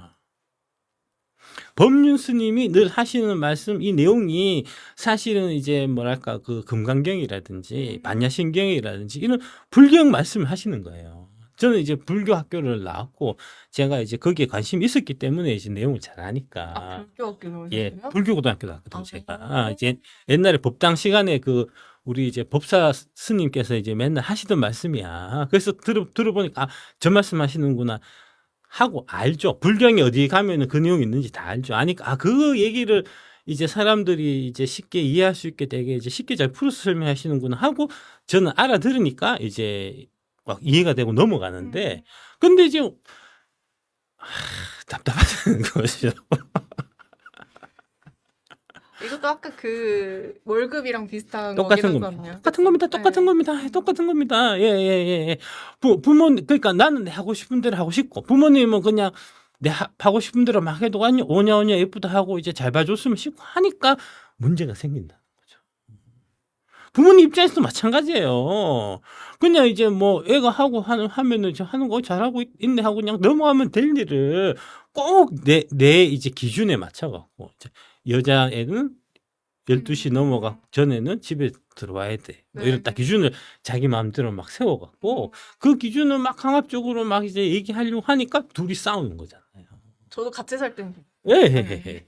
문제가 뭐냐면 상대방을 바꾸려고 하는 거예요. 부모님은 애를 바꾸려고 하는 거고 반대로 애는 부모님을 바꾸려고 하는 거죠. 그 서로 바꾸려고 하니까 싸운다는 거죠. 쥐가 바뀌면 되는데 내가 바뀌어갖고 엄마 부모님 마음에 들게 밤 12시까지 들어와. 네, 알겠습니다. 들어가고. 남자는 가리서 사귀어. 네, 가리서 사귀고. 그러면 되지. 그죠? 그리고 친하게 부모님 말씀 잘 듣고 이제 이쁨 받고 살면 좋잖아요. 그죠? 근데 그건 하기 싫고. 이쁨 받고 싶고. 그거 맨날 그렇다는 거죠. 법륜 스님이 늘 하시는 이 말씀이 사실은 이제 이 불경에 다 있는 얘기고요. 불법의 핵심이라고 할 수 있고. 첫 번째는 뭐냐 하면은 모든 것은 내 마음의 작용이라는 겁니다. 예. 좋고 나쁘고가 없어요. 돈은 옳은 거냐 나쁜 거냐? 돈은 돈이야. 돈에 내가 집착하고 돈의 노예가 되기 때문에 돈이 나한테 족쇄가 된다. 내 마음먹기에 달렸다는 겁니다. 모든 것이 내 마음먹기에 달렸다. 이게 이제 일체유심조라고 하는 모든 것이 마음의 조화에서 나온다고 하는 이제 바로 그 얘기고요. 그래서 바꿀 수 있는 거는 결국은 내 마음이에요. 근데 자꾸 내 마음이 아니고 바꿀 수 있는 건 내 마음이니까 내 마음을 바꿀 생각을 해야 되는데 내 마음을 안 바꾸고 자꾸 남을 바꾸려고 하니까 문제가 생깁니다. 선택하면 돼요. 부모님의 간섭을 안 받고 나는 내 하고 한 대로 사는 게 이게 내한테 맞다 생각되면 그러면은 부모님한테 타직 인사하고 부모님하고 관계 끊고 나가서 방 얻어서 살면 돼. 그죠? 근데 왠지 이분은 엄마가 못 나가게 하실 것 같은 느낌. 아니 못 나가게 해도 나가면 되지 뭐 어떡할까요? 뭐 잡아갈까요? 뭐 저 20살 넘었는데 미성년자면은 뭐 어쩔 수 없지만 미성년자면은 이제 부모님 이제 간섭하 있어야 되지만 이제 30이시면 32살이면 내 맘대로 하는 거지 뭐. 부모님 뭐라면 내 인생이에요 엄마 간섭하지 마 이러면 되지. 섭섭해 섭섭해 뭐 어떡하라고 안 보고 안 살면 되지. 그러면 되지 뭐 걱정입니까. 근데 그런 거는 또 마음에 걸린다는 거잖아요. 근데 불효하는 거가. 네. 네. 그런 생각이 들면 그 얘기를 물론 그 얘기인데 그렇게 이제 대놓고 하면은 부모님이 상처를 입으시니까 마음의 상처를 안 입을 수 있게 이제 말을 잘 이렇게 이제 유도리 있게 좀 공손하게 하시면 될 일이고, 예. 그거 뭐 공손하게 하고 다 때려치우고 나는 내 생활을 찾는 게 제일 중요해. 하면은 부모님하고 절교할 생각하고 한판 대판 싸울 생각하고 그냥 싸워요. 하고 나중에 이제 좀 지나갖고 좀 냉각기를 좀 지난 다음에 이제 부모님한테 다시 가서 그때 제가 이렇고 해서 그랬다. 나는 사실은 엄마 아빠 너무너무 사랑해 하면서 이제 좀 뭐 맛있는 거라도 좀 사갖고 이제 선물해도 하고 하면은 또 풀면 되잖아요. 그죠? 예. 싸워야 된다고. 예, 예. 아, 싸워야 될 때 싸워야죠. 부모라도. 왜 부모인데 왜 내 인생에 네가 왜 간섭해라고 말할 때는 말해야죠. 근데 그 말은 못 하겠고. 그죠? 그러면서 불만은 계속 쌓이고. 아, 불만은 같이 말든지 그럼. 아니면 싸우라고. 맞아. 예. 이거 약간 결혼하기 되게 힘드실 것 같아요. 이런 여자랑 결혼해야 된다 이렇게 하시고. 예, 예. 너무 힘들 아, 그러니까요. 그러니까 부모 자식 간에도 딱 이제 뭐랄까 칼로 이제 딱 선은 있어야 되거든요. 근데 지금 이제 우리나라는 너무 이제 부모가 이 자녀의 인생에 대해서 이제 간섭하고 하는 이제 이런 부분들을 너무 당연시하게 생각하기 때문에 이제 그렇게 하면 또 뭐 불효가 어쩌고 불효가 어쩌고 뭐 부르자면 어때 씨발 나만 잘 살고 나만 행복하면 되는 거지. 내 행복하려고 살지 뭐 부모 행복하려고 살아 그런 거 아닙니까, 그죠? 예. 그렇게 마음을 먹으면 된다는 거죠. 근데 효도하려고 내가 평생 불행하게 살 수는 없는 거잖아요, 그죠? 그러니까 뭐 그렇게 가시면 된다 하는 말씀을 드리고 싶고요. 네. 그 다음에 이제 세 번째로 이 법률스님 하시는 말씀이 결국 모든 일에는 다 대가가 따른다는 얘기입니다. 인과응보라고 하잖아요. 어떤 결과가 있으려면은 반드시 원인이 있어야 그 결과가 따르는 거니까 좋은 거 하나가 생기면은 반드시 그에 따라서 나쁜 거 하나가 생기기 마련이에요. 나쁜 거 하나가 생기면은 또 반대로 좋은 게 하나가 생기기 마련이거든요. 그러니까 나빠졌다고 해서 우울할 것도 없고 좋아졌다고 해서 너무 기뻐할 것도 없어요. 이게 계속 이렇게 이제 맞아요. 이게 되는 네. 거니까. 그 예. 길게 보면 나쁜 일이 나중에 되게 좋은 좋은 일이 일로 될 때가 있더라고요. 그러니까요. 예. 모든 좋은 것에는 나쁜 것이 따르기 마련인데 문제는 뭐냐면은 둘 다를 가지려는 욕심 문제입니다. 좋은 것만 싹 이제 알맹이 빼먹듯이 싹 빼먹고 나쁜 거는 이제 딴 사람한테 미루고 싶고 이러니까 마음이 불편하는 거죠. 그걸 어떻게 해야 되냐? 그런 얘기 맨날 해도 이제 아까 질문하면은 이제 해서 이제 그 법률스님이 막 이게 이제 설명해줘도 이제 막 열심히 듣는 척하면서도 이제 다시 막 대묻고 하잖아요. 왜 그러냐? 욕심을 못 내려서 그래요. 받아들여야 된다니까. 그래서 탁 내려놓고 받아들여야 된다. 그러니까 우리 와이프가 맨날 법률스님이 얘기하는 본문을 막 돌려갖고 수십 번을 들어도 맨날 하는 모습은 거의 달라지지 않는 게 탁 내려놓지를 못해서 그래. 선생님 그거 인용 많이 하시잖아요. 예. 뜨거운 물잔이 뜨기면 내려놔라. 근데 왜 여기 아픈데? 아 그래 왜 자꾸 있냐? 예. 아 스님 이거 저기 뜨거워요 어떻게? 아 내려놔라. 그거 못 내려놓는다니까. 왜? 그 뜨거운 잔 안에 맛있는 게 있으니까요. 오른손으로 들고 있다가 뜨거우면 왼손으로 하고 좀 있으면 왼손이 뜨거울 거잖아요. 그럼 발에 내려놓고 그러다가 지나면은 이제 탁 내려놓으면 된다는 거죠. 욕심을 버려야 된다는 얘기잖아요. 결국. 아니 그래야 되는데 이거를 자꾸 거부를 하니까 백날 천날 씨발 법문 들어봐야 시간 낭비라는 거죠. 들을 때만 알고. 우리 F가 그렇다. 저도 그래요. 끄는 순간 다시 까요. 끄고 다시. 근데 이제 조금씩 나시더라고. 조금씩 놓아시더라고. 그래서 이제 열심히 이제 듣다 보면은 이게 좀 결국은 내가 스스로 납득하고 내가 스스로 받아들이고 그래야 되는데 뭐 결국은 그 순간이 오긴 옵니다. 이제 오는 데까지 시간이 사실 많이 걸리고 그게 이제 사실은 뭐랄까 이제 불교로 치면은 이제 수련하는 참선하고 수행하고 하는 좀 이제 그런 과정이라고 할 수 있는 거고요. 이제 뭐 그렇다. 그러니까 이제 그렇게 생각하셔야 된다. 이 얘기를 한 이유가 뭐냐? 지금 여러분들도 마찬가지라. 네. 예, 주식도 똑같다는 겁니다. 버핏과 린치가 늘 하시는 말씀, 투자의 핵심이 지금 법륜스님이 늘 하시는 불법의 핵심하고 전혀 다르지 않다는 얘기입니다. 예. 먼저 첫 번째로 내 계좌 평가 금액 하락은 막을 수 없다는 사실을 인정하셔야 된다는 겁니다. 이게 싫으시다는 거잖아요. 그러니까 내가 계좌 평가 하락하는 거, 내 계좌가 마이너스가 하루하루 누적되는 거를 견디기 싫다는 거잖아요. 견디기 싫어서 나보고 얘기하잖아요. 떨어지기 좀 얘기 좀 해주지. 몰라요. 알면 내가 얘기했지. 막을 수 없다는 겁니다. 10년에 10배가 올라가기 위해서는 10년을 갖고 와야 되는데 그 10년 동안 계속해서 올라가기만 하면 그게 뭐가 어렵겠습니까? 계속 못 올라가니까 어려운 거예요. 쭉 올라가다가 이만큼 벌었는데 다시 까내려가고 이만큼 벌었다가 다시 까내려가고 이러니까 어려운 거예요. 그거를 받아들여야 되는데 까내려가기 전에 내가 팔았어야 되는데 바보같이 다음에는 까내려가기 전에 꼭 팔아야지 라는 생각을 자꾸 그런 망상을 하고 있으니까 여러분들이 마음이 힘들다는 겁니다. 바꿀 수 있는 거는 계좌 하락이 아니고 그 계좌 하락을 대하는 내 마음이라는 겁니다. 워렌 버핏은 계좌 하락한다고 해서 속쓰리하지 않아요. 여러분들은 계좌 평가액 마이너스 50% 나 있는 거 보고 큰일 났네 이거 차 날라갔네 집 사야 될 돈인데 하는 그게 문제라는 겁니다. 그 망가짐이 다른 거예요. 워렌 버핏도 계좌 하락을 못 막아요. 못 막는다니까. 모든 일에는 대가가 따르는 거잖아요. 모든 좋은 것에서는 나쁜 것이 따르게 마련입니다. 장기적인 성공을 하기 위해서는 단기적인 손실을 반드시 감내해야 된다. 10배가 올라갈 주식 왜 10배 올라가죠? 아까 이런 거예요. GS. 예. 왜 10배 올라가냐? 이렇게 지금 14,300원 하던 게 3,100원이 됐으니까 이게 10배 넘게 60배가 올라갈 수 있는 겁니다. 이 구간이 없으면 60배가 못 가요.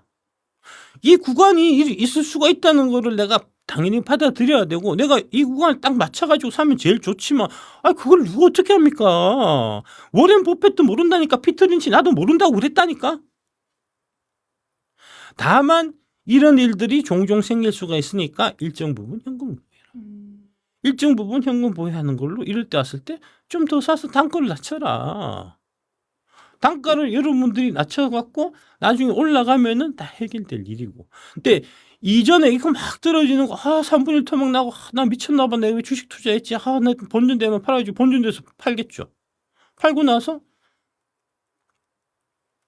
여기 본전에서 팔고, 그 다음에 18배가 더 갔겠죠.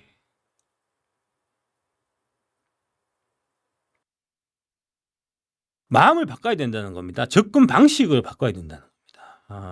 제가 앞으로도 이제 이제 고점 대비해서 지금 에코프로나 에코프로벤 같은 경우는 80% 마이너스 이런데 고점 대비해서 80% 마이너스 되기 전에 지금 앞으로 80% 마이너스 될 거니까 지금 파셨다가 80% 마이너스 된 다음에 다시 사세요라고 저는 리딩 못 해드리고요. 지도 못 해드리고요. 그 방법도 모르고요. 저도 여러분들도 앞으로 주식 투자 이 강의나 열심히 듣고 열심히 주식 투자해도 결코 그 방법은 그 길을 알 수 있는 방법은 없다는 겁니다.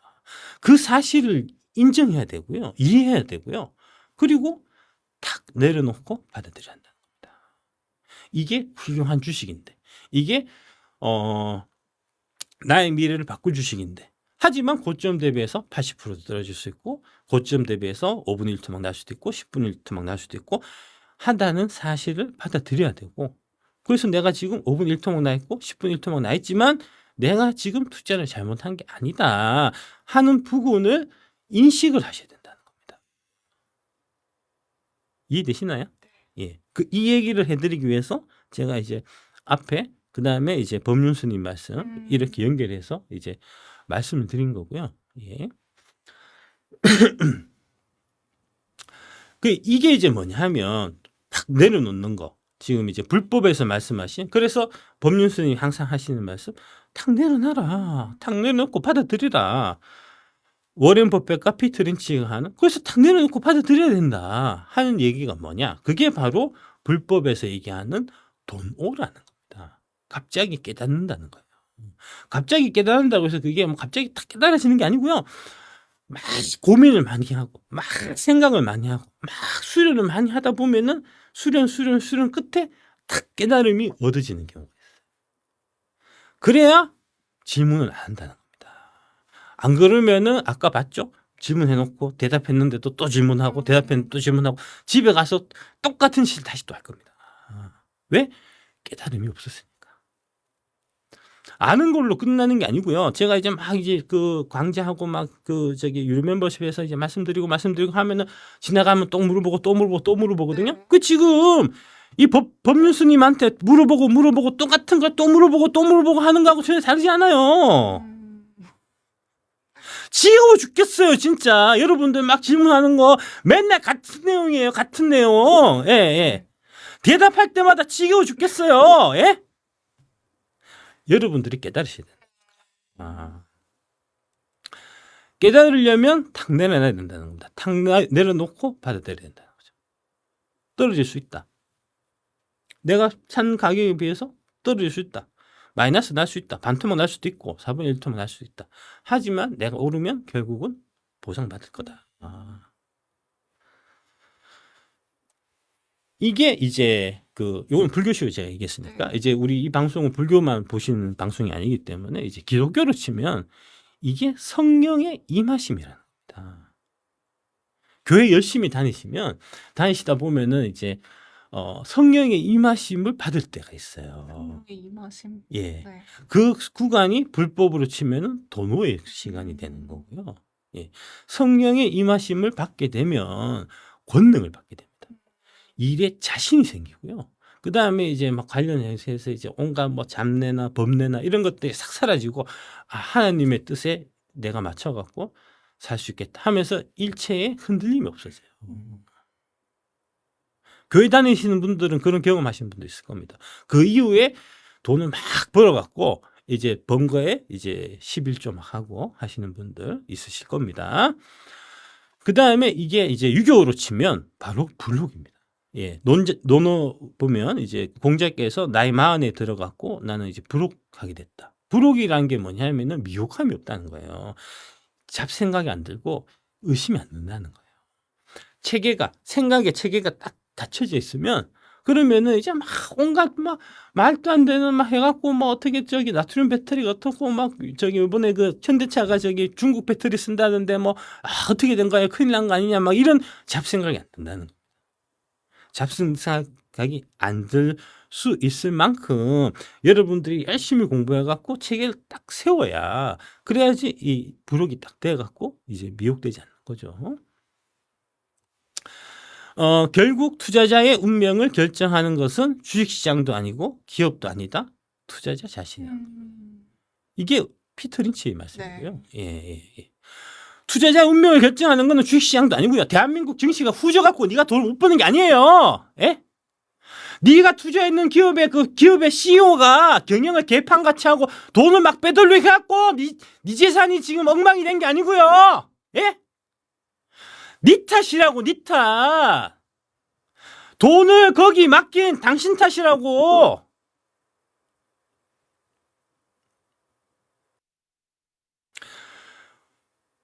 워렌 버핏이 미국에 태어났으니까 그 세계 최고의 주식 투자자 부자가 될 수 있지. 아니야. 워렌 버핏이 한국에 태어났어도 마찬가지로 부자 됐을 거야. 그런 얘기입니다. 주식 시장은 확신을 요구하며 확신이 없는 사람들은 반드시 생긴다는 겁니다. 확신이 바로 불혹이라는 거고요. 확신이 바로 성령이 임하심이라는 거고요. 확신이 바로 도노라는 겁니다. 갑자기 깨달음을 얻는 경지에 이르르셔야 된다는 이제 그런 얘기고요. 그래서 확신이 없는 사람들은 반드시 생기기 때문에 지금 계속 사실은 여러분들 이제 여기 지금 들어와 계신 분들이나 아니면 이제 우공이산 이제 유료 멤버십 열심히 들으시는 분들도 이제 동일한 생각들 많이 하실 겁니다. 2차 전지 그 진짜 올라갈까? 내가 옛날에 많이 23년 7월 달에 그 가격 다시 올라갈 수 있을까?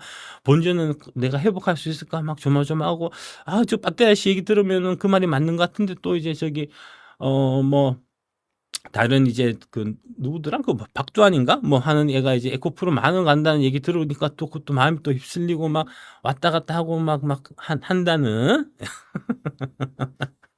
갈피를 못 잡는 갈피 분들. 묻잖아. 네. 예. 바람 잡은 거는 맞잖아. 그거 아니고 이 새끼야. 뭔 바람을 잡아 바람을 잡기 너 이 새끼가. 그런 생각을 버리라고, 이 병신 새끼야. 18,000원씩 날리는 거야. 막 유료 멤버십 가입해갖고 그런 소리 하는 거는 18,000원을 그냥 저 쓰레기통에 쳐넣는 거나 마찬가지라고. 어? 말귀를 알아들어야 될 거 아니야, 이 새끼야. 그냥 내가 18,000원씩 여기 따박따박 놓고 있으니까 언젠가 2차전지 배터리 아저씨가 올려주고 내가 이제 지금 마이너스 나 있는 거 회복되겠지. 그따위 생각을 쳐버리라고, 병신 새끼야.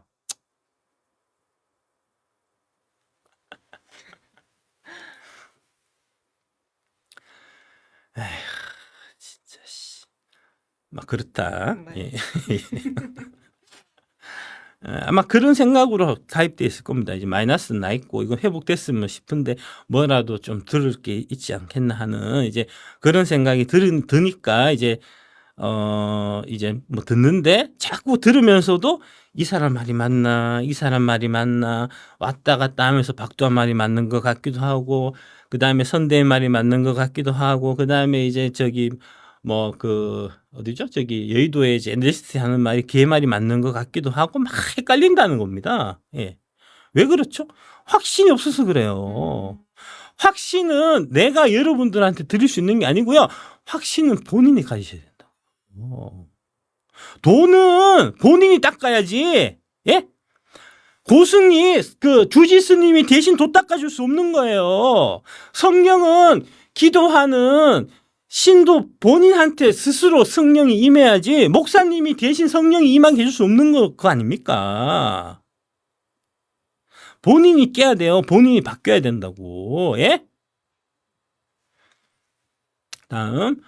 그래서 이제 확신을 가질 수 있게 하는 강좌를 우리 이제 연희님하고 이제 전인구 경제연구소에서 같이 해서 이제 2차 전지 배터리 아저씨 박순혁의 K 주식 투자 바이블을 이번에 새롭게 론칭하게 됐다. 이제 열심히 쭉 1시간 반 동안 들었더만 지금부터 광고 방송이다. 네. 이런 얘기고. 그러니까 이 자꾸 잡생각이 들고 하시는 거는 이제 이 뭐랄까 공부에 체계가 없어서 그런 거고요. 예. 더 열심히 수련을 하셔야 되고요. 내 마음을 굳건하게 만드는 그런 노력을 하셔야 되고요. 예. 그래서 그 판단, 내가 내 스스로의 판단을 내리고 그 내가 스스로 내린 판단이니까 내 판단이 맞으면 내가 돈을 버는 거고 내 판단이 틀리면 내가 돈을 잃는 거고 나는 굳건한 그런 이제 자기 신념, 철학, 자기 이제 중심 이런 거를 갖추셔야 되고요. 예. 갖추시기 위해서 이 강좌를 한번 들어보시는 것도 상당히 좀 이제 유용하실 거라고 생각하고요. 엄청 유용할 거예요. 예, 진짜. 예, 예. 제가 사실은 뭐 또 유료 강좌 이런 거 출시하고 뭐 그럴 생각 없었는데 이제 그 책을 하나 쓰려고 이제 처음에 생각했었는데 이제 그 전인구 소장이 이것도 한번 써봐라 저것도 한번 써봐라 쓰다 보니까 이제 책 내용이 되게 많아졌고 그 다음에 이제 책 내용이 많아진 것 같고 유료 강좌를 한번 만들어 봐라 해서 이제 만들다 보니까 또 거기에 이제 제 30년 동안에 이제 그 주식 투자의 노하우, 그 다음에 이제 지금 여의도에서 워낙 저를 이제 나쁜 새끼, 사기꾼 새끼로 막 공격하다 보니까 이제 공격 당하니까 나도 이제 살기 위해 갖고 이제 심혈을 기울여 갖고 이제 초능력을 발휘하다 보니까 엄청난 작품 하나가 나왔다. 예, 그래서 이제 박순혁의 K 주식 투자 바이블이고요. 요게 이제 2차 전지 관련 주식 너무 늦은 건 아닐까 고민되시는 분, 한국 증시 흐름을 체계적으로 공부하고 싶은 분, 투자 리포트 해석, 포트폴리오 구성의 막막한 주식 초보, 숫자보다 맥락을 이해하고 싶으신 분들 보시면 좋다. 이제 크게 세 가지 부분으로 구성되는데 1부 다시 올 2차 전지의 미래 준비하기, 2부 한국 주식시장 흐름을 깨뚫다, 3부 박순혁의 시크릿 투자법 이렇게 되어 있는데 사실은 이거를 먼저 제가 했고요. 1부를. 네. 그다음에 2부, 3부 이런 식으로 이제 들어간 거예요. 사실 이게 제일 핵심인 것 같아요. 아, 너무 재미있었고 예. 이게 누가 이거를 흐름을 짚어주는 사람이 없잖아요. 다 이제 조각조각 알고 있었는데 그 퍼즐이 맞춰지는 느낌이었어요. 예. 그래서 이제 뭐 2차 전지 무엇을 배울 수 있나요? 이제 1부 다가올 2차 전지의 미래 준비하기 위해서 이제 주 핵심 내용은 뭐냐 하면은 이제 9대 종목이 왜 9대 종목인지 이제 아까 말씀드렸던 이제 커머더티가 아니고 스페셜티다. 경제적인 혜자가 있는 거다는 거잖아요. 경제적 혜자, 그다음에 왜 스페셜티인지 이제 그런 부분에 대한 설명이 사실 여기 다 있고요. 네. 예. 그다음에 이제 그 들어가기에 앞서 갖고 여기 이제 시대의 변화를 이끄는 산업에서 10년간은 주도주가 나온다. 지금 이제 과거의 사례 이제 쭉 말씀 제가 드린 거고, 그 다음에 최근에 여러분들이 이제 많이 궁금해하셨을 전기차 캐전 극복의 시점 뭐 이런 내용도 다 들어가 있다. 이제 LFP 값싼 중국 LFP는 정말로 K 배터리에 위협적인가 이런 내용도 다 들어가 있다. 이제 요 내용들은 사실 이제 1023 유료 멤버십 안에도 많은 부분이 겹칩니다. 그래서 뭐 그렇고 사실 이게 제일 핵심인 것 같아요. 한국 주식 특성 제대로 파악하겠어요. 제가 1986년부터 제가 주식을 했는데 1986년부터 지금까지 이제 주식 투자를 쭉 해오면서 다 실패했죠. 다 이제 하나하나씩 실패했는데 그 실패한 게 뭐냐 하면은 아까 이제 말씀드렸던 제가 이제 그 법륜스님이 이제 막 법문하는데 우리 와이프가 그렇게 쳐듣고도 하도 계속 못 알아들었던 그런 미련한 순간을 저도 이제 30년 동안 겪은 거고요. 30년 동안 겪고 나서 어느 순간 딱 깨달음을 저도 얻게 된 거죠. 도노를 하게 된 거고, 부록을 하게 된 거고. 그래서 그 내용을 여기에 다 제가 이제 사사시, 제 경험담 충분히 반영해 갖고, 삼조호환과 뭐 해서 쭉 이렇게 다 있다. 이 부분이 제일 좀, 여러분들한테 크게 좀 도움이 되실 내용이지 않을까 싶고요. 그 다음에 이제 여기, 포트폴리오 만들고, 그 다음에 재무제표 읽고, 그 다음에 NS 리포트 보고, 그 다음에 기술적 분석하고 하는 이제 요 내용도 같이 좀 들어가 있다. 이게 아마 30만원 그때 이제 얘기했던 것 같아요. 강의가 총 32강이고요. 한 강당 아마 1시간 정도 될 겁니다. 그러니까 총 32시간짜리고, 그게 저기, 제가 파워포인트를 이제 800장, 800장. 800장 만든 거거든요. 그러니까 엄청난 내용들이 거기 다 있으니까 이제 여유 좀 되시는 분들은 특히 좀 내가 좀 확신을 좀 갖고 이제 좀 오래 가보고 싶다 하시는 분들은 하시면 가장 좀 좋지 않겠나 싶고요. 우수공 이상 가족분들은 10만 원 할인 혜택 예. 그 이제 그 아까 뭐죠? 네, 더보기란 눌러. 더보기란에 그거 좀 설명해 주시고요. 네, 지금도 강의 바로 결제가 가능한 거예요? 몰라요. 지금부터 가능한 전인구 연구소에서 이제 저기 해달라 그래갖고 아, 지금 링크 눌러주시면 여기 애덤 스미스 클래스 회원 가입해주시면은 지금부터 사전으로 할 수 있거든요. 그래서 지금 쿠폰 번호 이거 그대로 드래그 하신 다음에 쿠폰 번호 입력하시면 20만 원에 또 결제해 보실 수가 있는데 여기 지금 90일로 되어 있잖아요. 근데 아마 90일 넘게 들을 수 있잖아요. 제가 3년이라고 얘기했거든요. 그렇죠. 이게 지금 여기에는 명시가 90일인데 아마 더 얘기할게요. 들으실 수 있을 거예요. 얘기할게요. 3년 동안 제가 열어달라 그럴 거거든요. 그래서 이제 계속 반복해서 보다 보면은 법륜순이 이제 이 법문을 계속해서 이제 듣다 보면은 이제 이게 뭐랄까 좀 마음의 평온을 이제 행복할 길을 이제 얻을 수 있는 것처럼 이제 그렇게 되지 않겠나 싶고요.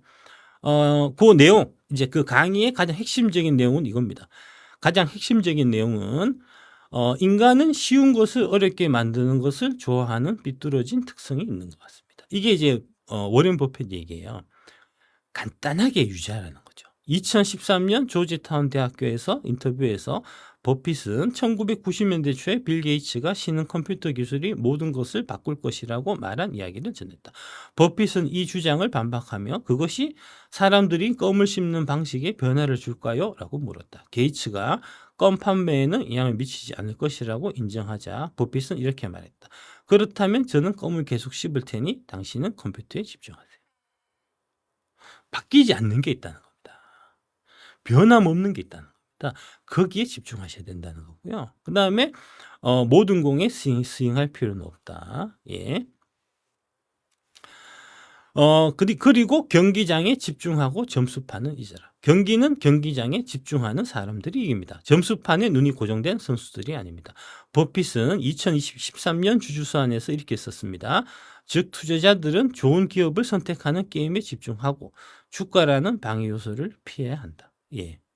그러니까 게임에 집중하면 결국 주가는 따라올 거다라고 생각하고 게임에만 집중해야 되는데 좋은 기업을 선택하는 지금 자꾸 주가를 보니까 주가가 내 상가격 대비해서 반토막 나는데 지금 2배가 올라야지 내가 원금이 되는데 이거 과연 2배가 올라올 수 있을까라는 부분을 자꾸 고민을 하고 걱정을 하고 의심을 하니까 그러니까 이게 뭐랄까 발전이 없다는 겁니다. 여러분들이 그런 의심을 깨부수는 이 강의가 제 강의의 핵심이라는 네. 거고요. 예. 주식시장은 변덕스러운 것으로 악명이 높다. 주식시장이 폭락할 때 거의 모든 주식은 기업 기본 사업의 건강과 관계없이 손실을 겪는다. 애플 주식도 2008년 금융위기 또한 61%의 가치를 잃었고 2020년 팬데믹 공황 동안 31.4%의 가치를 잃었다. 그러나 이러한 하락에도 불구하고 혁신적인 제품과 증가하는 수익을 계속해서 제공하고 있다.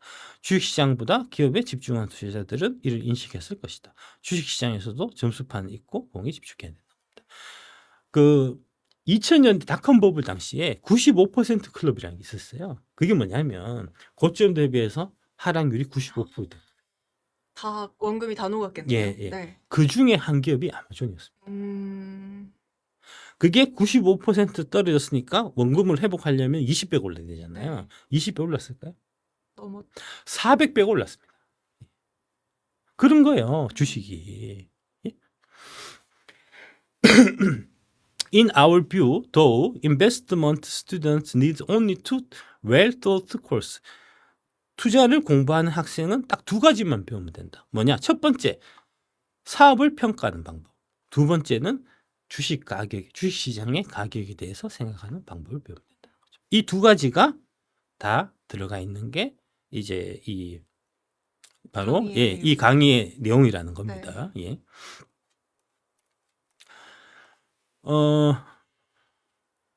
그 IMF 외환위기 때 그때 돈 벌고 막 이런 얘기 많이 하잖아요. 근데 실제적으로 그때 돈 번 사람들은 누구냐 하면 이게 이제 숲속 향기 IMF 때 돈 번 사람들의 특징에서 이게 이제 IMF 때 누가 돈 벌었냐는 거를 다시 한번 쭉 보니까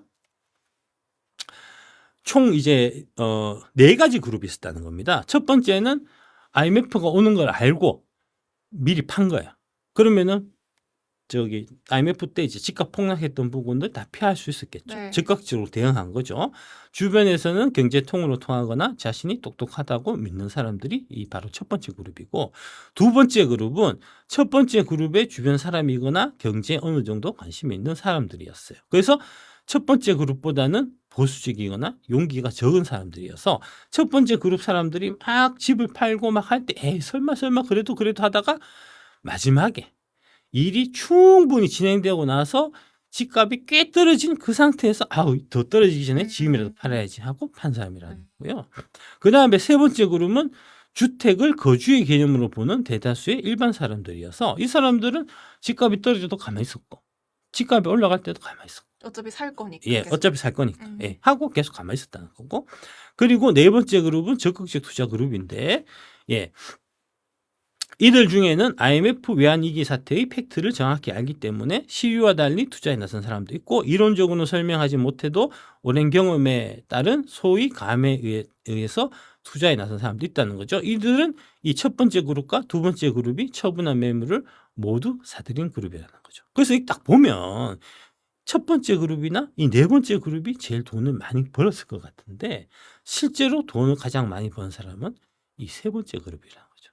주가가 내리든지 집값이 떨어지든지 말든지 아무 아무렇지 상관 않게 그냥 그러려니 하고 쭉 지냈던 사람이 사실은 돈을 가장 많이 벌었다는 거죠. 이 네 그룹 중 누가 가장 많이 돈을 벌었을까? 당연히 네 번째 그룹이 가장 많이 벌었을 것이다. 세 번째 그룹도 상당히 있지만 사실은 결국은 지나서 보면은 이 세 번째 그룹이 돈을 가장 많이 벌었다는 얘기고요. 다음 보시면 이거를 이제 2차 전지 주식 투자에 대입을 해보면은 1번의 케이스가 23년 여름 가을에 처분한 사람이고요. 한참 올라갈 때 고점 치기 전에 팔고 나온 사람들. 그 다음에 두 번째는 그때 안 팔고 있다가 이제 꺾였죠. 꺾여갖고 한참 꺾인 이후에 이제 결국은 이제 더 떨어지기 전에 뭐 대략 에코프로 BM 뭐 20만 원이나 15만 원 이때 판 사람들, 그런 사람들이 2번 해당되고요. 그 다음에 세 번째는 올라갔을 때 안 팔았고 떨어졌을 때도 그냥 들고 있는 지금 여러분들 같은 그 경우가 세 번째 경우고요. 그리고 네 번째는 쭉 있다가 안 사고 있다가 지금 많이 떨어져 갖고 이제 9만 원, 10만 원, 12만 원, 이거 뭐 각종 이제 차트도 보고 하니까 이거 지금 바닥이야 해서 지금 사는 사람들. 저 4번인 거. 그래서 이 4번이 가장 현명하니까 돈을 많이 벌 것 같지만 그렇지 않아요. 그쵸. 그렇지 않다는 네. 겁니다. 예. 왜 팔지 않고 계속 가는 사람이 가장 많이 돈을 벌었을까?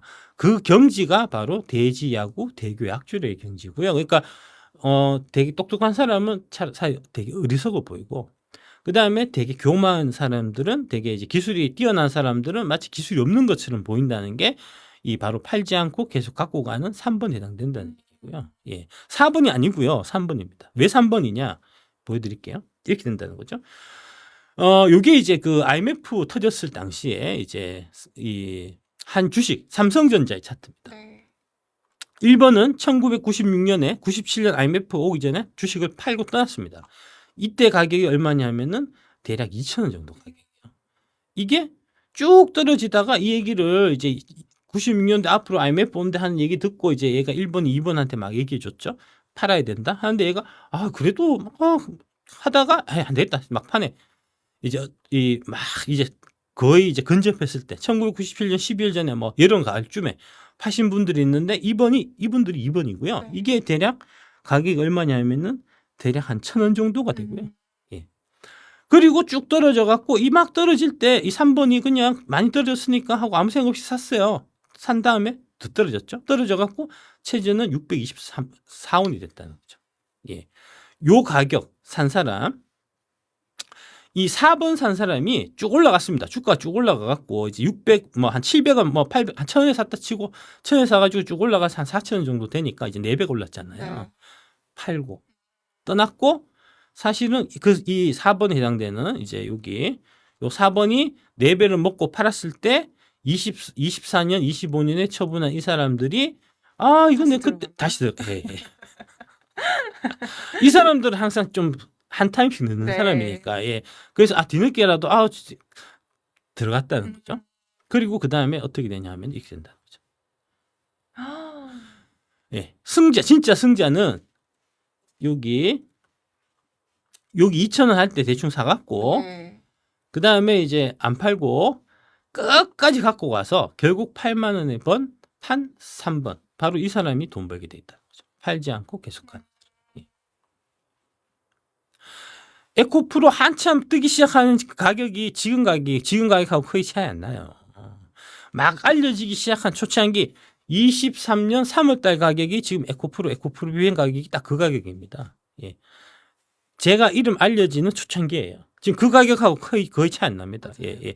그때 사서 그때 1,000만 원 사갖고 재미를 봐서 불타게 해갖고 5천만 원 1억 더 들어와서 지금 물려 있는 거예요.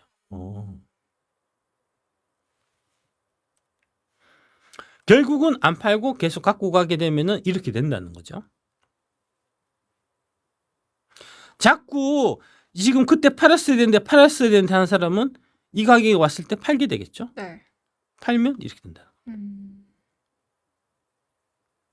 맞추려고 하면 안 된다는 거예요. 그래서 결국은 이제 지난 뭐랄까 뭐 이때 사든 이렇게 막 팔고 때가 되면 팔아야지, 때가 되면 팔고 떠나야지, 때가 되면 팔고 떠나서 딴 거 사야지. 자꾸 이제 뭐 요새 얘기 많이 하는 게 이제 저기 뭐죠? 그거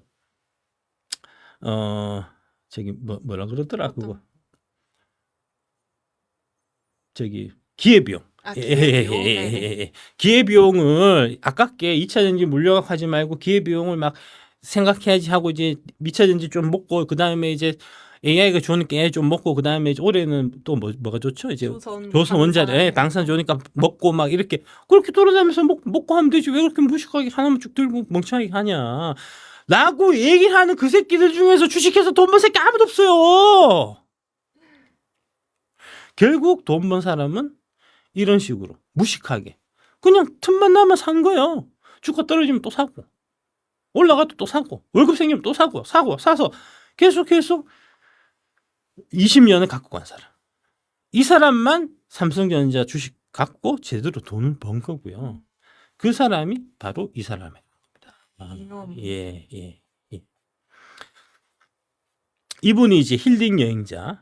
예. 해서 이제 유튜브 채널도 파시고. 유튜브도 하세요? 예. 이분이 이제 중국 이제 차이나 ETF 추천해 가지고 이제 욕도 많이 들으시고 예, 하신 분이지만, 예. 이분이 그냥 택시 운전하면서 돈 생기는 대로 그냥 무식하게 산 거예요, 삼성전자. 이분이 삼성전자 살 때 되게 복잡하게 생각하고 산 게 아니에요. 앞으로 내가 책을 쭉 보니까, 앞으로 IT 세상이 온대. IT 세상이면 반도체가 IT의 쌀이잖아. 꼭 반도체 누가 제일 잘 만들어? 삼성전자가 제일 잘 만드는지. 그래, 그럼 나 틈만 나면은 삼성전자 사야 되겠다. 해서 그냥 단순한 생각하고 그냥 산 거예요. 가격 불문하고.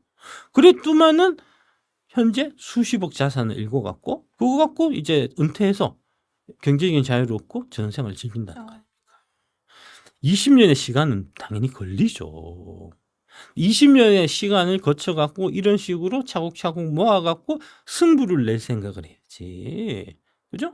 올해 뭐 요번 달에 뭐죠? 요번 달에는 저기 조선이고 다음 달에는 반도체고 이렇게 막 쫓아다녀갖고 푼돈 벌이 해갖고는 결국은 증권사들 수수료만 떨어뜨리고, 예, 그 증권거래소 많이 내갖고 이제 나라만 부강시키지 당신 인생은 달라지지 않는다 맞아요. 하는 얘기고요. 그러니까 결국은 배터리아시 9대 종목을 사서 20년까지는 아니고 제가 쭉 말씀드리지만 이제 미국의 자동차 전기차 보급률이 50% 될 때까지 갖고 가라. 그 다음에 정리해서 딴 걸로 가든 뭐 어쨌든 간에 그때까지는 갖고 가라는 그 얘기를 하는 이 강의가 그 얘기를 이제 그 내용을 800페이지 이제 800쪽 파워포인트를 통해 갖고 무려 32시간 동안 하는 강의가 그 강의고요. 그러니까 핵심은 단순한 겁니다. 그러니까 이제 핵심은 단순한 거기 때문에 나는 뭐 한 20만 원, 돈 없어 나는 거지야 라고 생각하시는 분들, 그러신 분들은 그거 안 들어도 돼요. 안 듣고 그냥 갖고 있는 거 계속 갖고 가시면 돼요. 근데 이제 내가 갖고 가는데 좀 더 내가 마음의 확신을 갖고 좀 밤에 잠 잘 자고 편안하게 갖고 가고 싶다는 분들은 20만 원 들여갖고 30만 원 들여갖고 한번 꼭 들어보시면 하다. 예, 너무 추천해요, 저는. 예. 그렇다. 이건 왜 준비했죠? 그 다음에 이제 그 내용 중에 잠깐만요. 이 시장을 제대로 이제 그러니까 증시 역사를 제대로 좀 이해하는 게 되게 좀 중요한데 그게 이제 대표적으로 이제 이 얘기입니다. 이게 뭐냐면 제가 여러 가지 이제 증시 역사 많이 말씀드렸지만 이제 우리 연희님도 이제 뭐 증권 쪽으로는 이제 저기 뭐죠? 그 아나운서 오래 하고 하셔갖고 이제 다양한 내용 알고 계시지만 이거를 되게 좀 뭐랄까 이 내용을 되게 좀 뭐랄까 이제 정리하고 싶었어요. 예. 이 내용을 되게 좀 이 감명 깊게 이제 보셨던 부분. 저도 이제 이 부분이 되게 중요하다고 생각했던 부분이 뭐냐면은 2008년 글로벌 금융위기 때 주가 폭락한 거예요. 예. 이때 많은 분들이 글로벌 증시가 이렇게 폭락해 갖고 이제 2085포인트에서 892포인트까지 거의 한 1년 만에 반토막 이상은 난 거에 대해 갖고 많은 분들이 오해하고 계시는 게 이때 당시에 이제 뭐랄까 집값이 많이 떨어지고 그 다음에 이제 집값 떨어지는 거 따라갖고 각종 이제 파생 금융 상품 이런 것들 때문에 주가가 대폭락했다라고 생각하지만 사실은 그거는 이해가 잘못된 거다. 중요한 건 뭐라 그랬죠 그때? 그때 중요한 거는 정치가 제대로 금융을 관리를 못해서 금융의 실패라기보다는 그거는 정책의 실패였던 그런 거죠. 그래서 뉴욕 증시가 이제 이게 2020년입니다. 뉴욕 증시가 코로나19 팬데믹 공포에 1987년 이후 최대 폭락, 다우 9.9% 10% 가로 빠질 때 이때 많은 얘기가 나왔던 게 2008년 글로벌 금융위기였거든요. 이때 반토막 났으니까 반토막 나고 1년 내내 빠졌기 때문에 이 2020년 이제 코로나 팬데믹 당시에 이게 이런 식으로 2008년 글로벌 금융위기 같은 상황이 터지지 않을까라고 많은 분들이 생각했고 특히 2008년도에 현업에서 종사했었던 금융인들이 대다수 그런 식으로 생각했어요.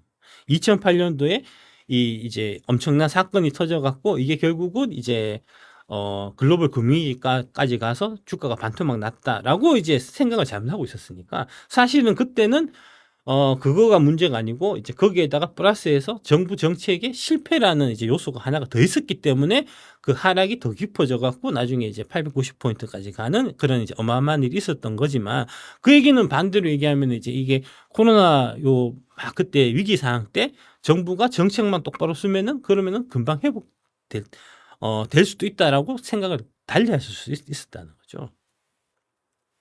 그래서 이때 보면 2020년 코로나 이제 막 그 창궐할 당시에 네. 예.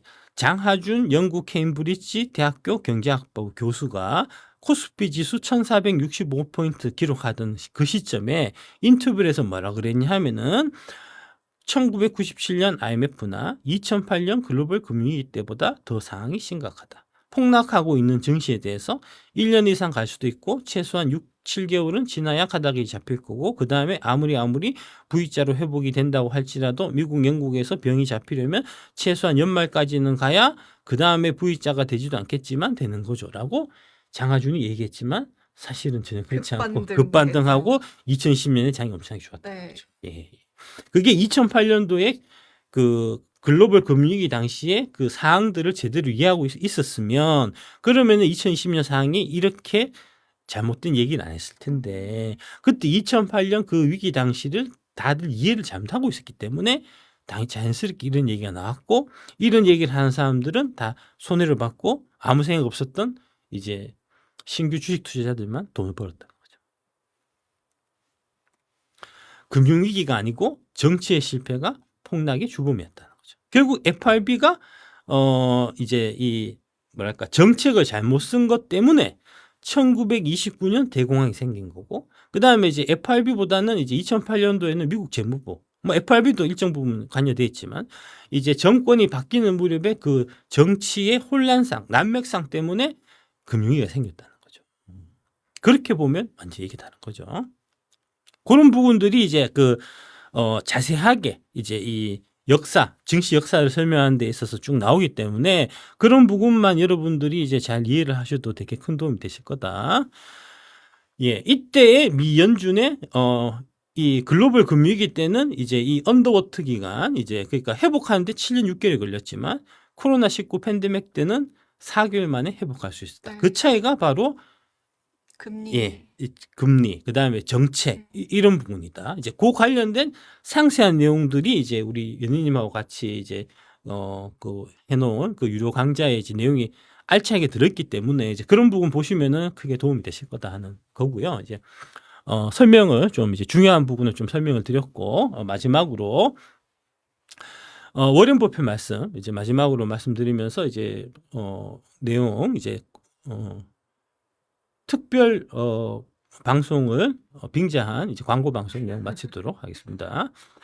당신이 사업을 정확하게 판단하는 것과 동시에 확산하는 시장 심리에 휩쓸리지 않을 때 성공할 수 있다는 거고요. 그러니까 이 32강의 총 강좌는 바로 이 내용입니다. 사업을 정확하게 판단하는 2차 전지 사업을 정확하게 판단하는 그 부분이 핵심 하나가 있고 그 다음에 동시에 시장 심리에 휩쓸리지 않게끔 이제 과거 역사들을 쭉 정치 역사가 이렇게 쭉 왔고 그때마다 우리가 배워야 될 거는 뭐고 교훈은 어떤 거고 하는 부분을 통해 갖고 이게 시장 심리에 이렇게 휩쓸리지 않고 나는 독자적으로 내가 생각을 똑바로 이제 정신을 똑바로 차리고 있을 수 있는 그런 이제 부분을 이제 길러드리는 이제 강좌가 되겠고요. 다음에 우리는 다른 사람들보다 더 똑똑할 필요가 없으며 단지 그들보다 더 단련돼야 한다. 예, 그 단련을 시켜드리는 그 강좌가 이제 32강의 내용이고 그 다음에 이제 우공이산 유료 멤버십도 다 그런 거예요. 여러분들 마음 단련시켜드리는 게 사실은 주요 목적이지 올라가는 주식을 찍어갖고 이거 사세요 돈 벌어요 고점 왔으니까 파세요 이런 거 아니라는 겁니다. 그거는 답이 없는 거예요. 이제 그런 말씀을 드리면서 일단 이제 여기 일부를 마치고요. 잠깐 좀 쉬었다가 5시 10분 정도에 우리 저기 권미란 앵커님 모시고 또 이제 주식 투자에 아주 좀 중요한 얘기로 해서 이제 방송을 이어가도록 이제 그렇게 하겠습니다.